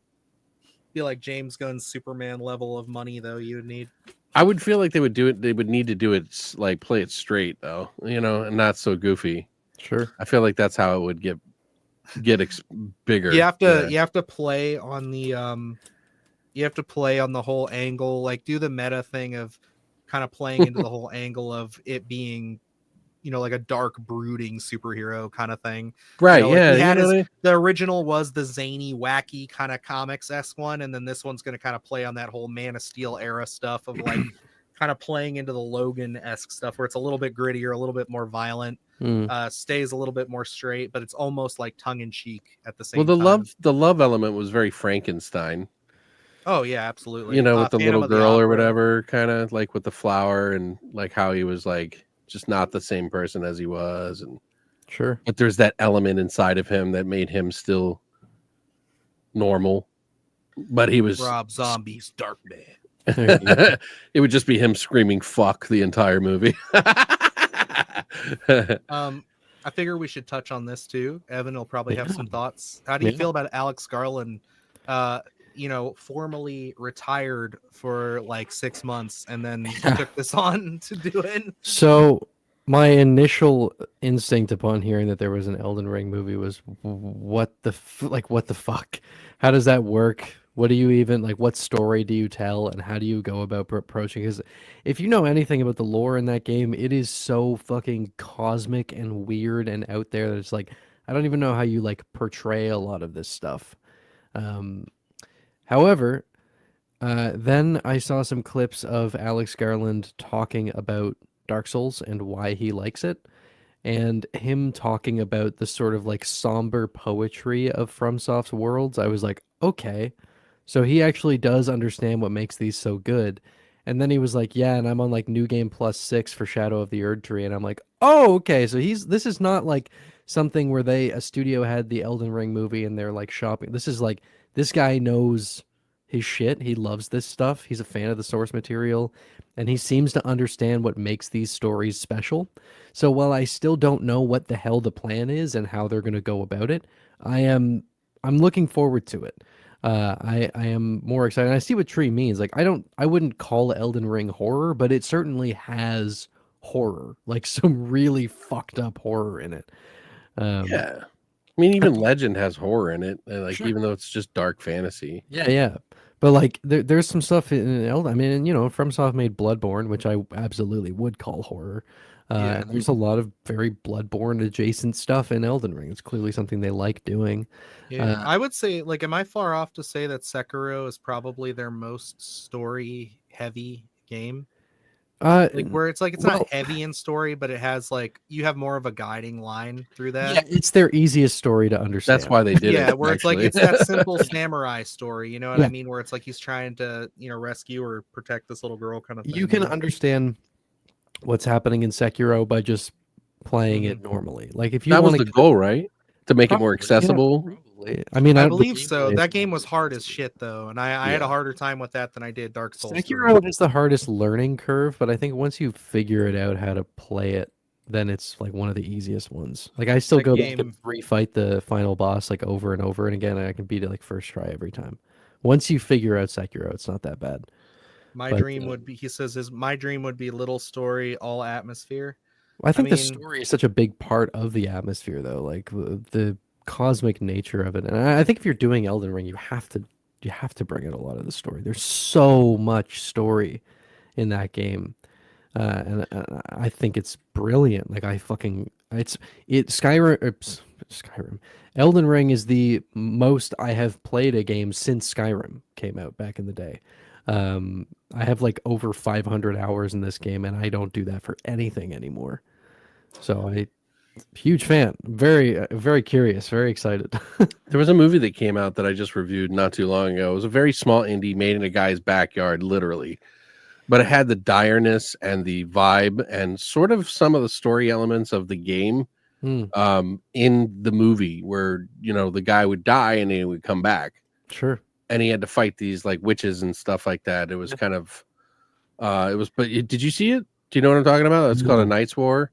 No. Very dark indie film that has a lot going for it that I don't think people gave it enough really a fair shot. You know, it doesn't have the greatest acting ever, but it has the heart and it looks cool, and it just, you know, for someone that didn't have any money, they made a fucking Dark Soulsy kind of game movie. You know what I mean? Like, yeah, and you know, granted, the atmosphere of Dark Souls and Elden Ring is very different, and I'm more drawn to like the tone of Dark Souls and Bloodborne, but Elden Ring is still a brilliant world that I don't with my playtime on it, I don't think I have to really talk too much about that. It's like a contender for my favorite game of all time. I think it's fucking brilliant. I don't have the patience, man. I don't know how you do it. Well, it's just like I usually don't have the patience, but that's just one game where it's like I just can't stop.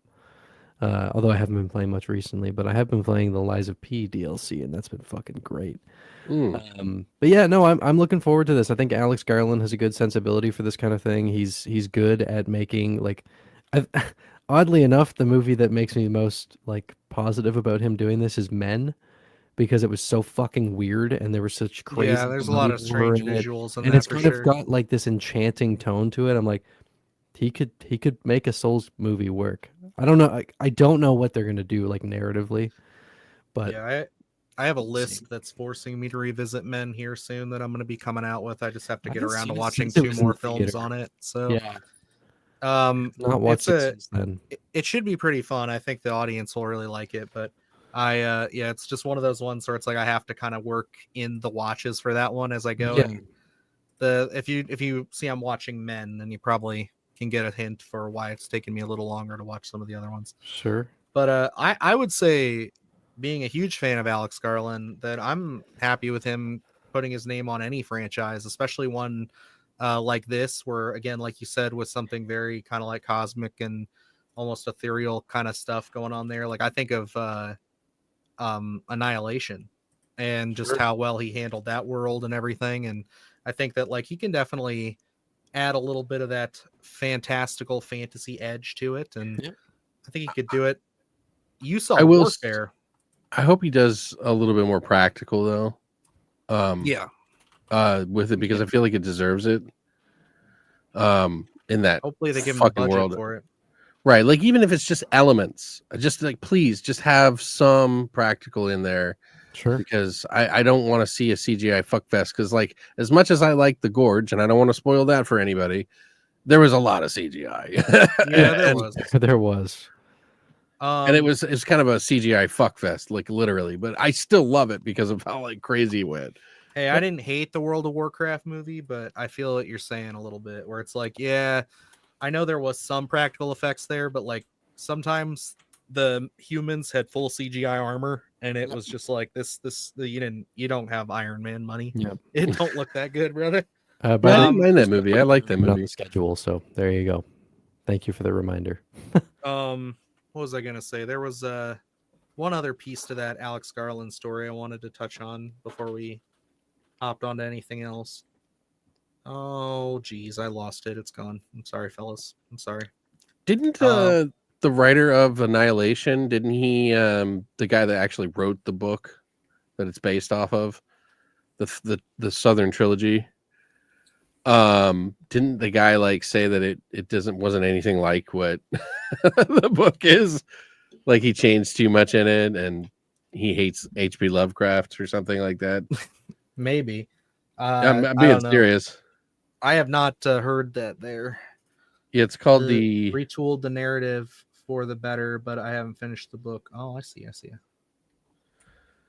tell you what it is. Area X. It's called by Jeff Vandermeer. Oops. Yeah, Jeff Vandermeer. Yeah. That's true. Artie's got it right there. He said that it would basically be like you guys remember that Paul Thomas Anderson did a or what's his name? Is this Paul W.S. Anderson? He did a Monster Hunter movie before the pandemic. You guys remember that? Oh yeah. And that's what Artie is referencing right now. It's like Mila Jovovich just falling through a portal with a sword fighting monsters. It's like it makes no sense. It wanted to be trilogy bait so bad, and that's all it ended up being. It's just a boring pile of bait sitting on a fucking trap. There you go.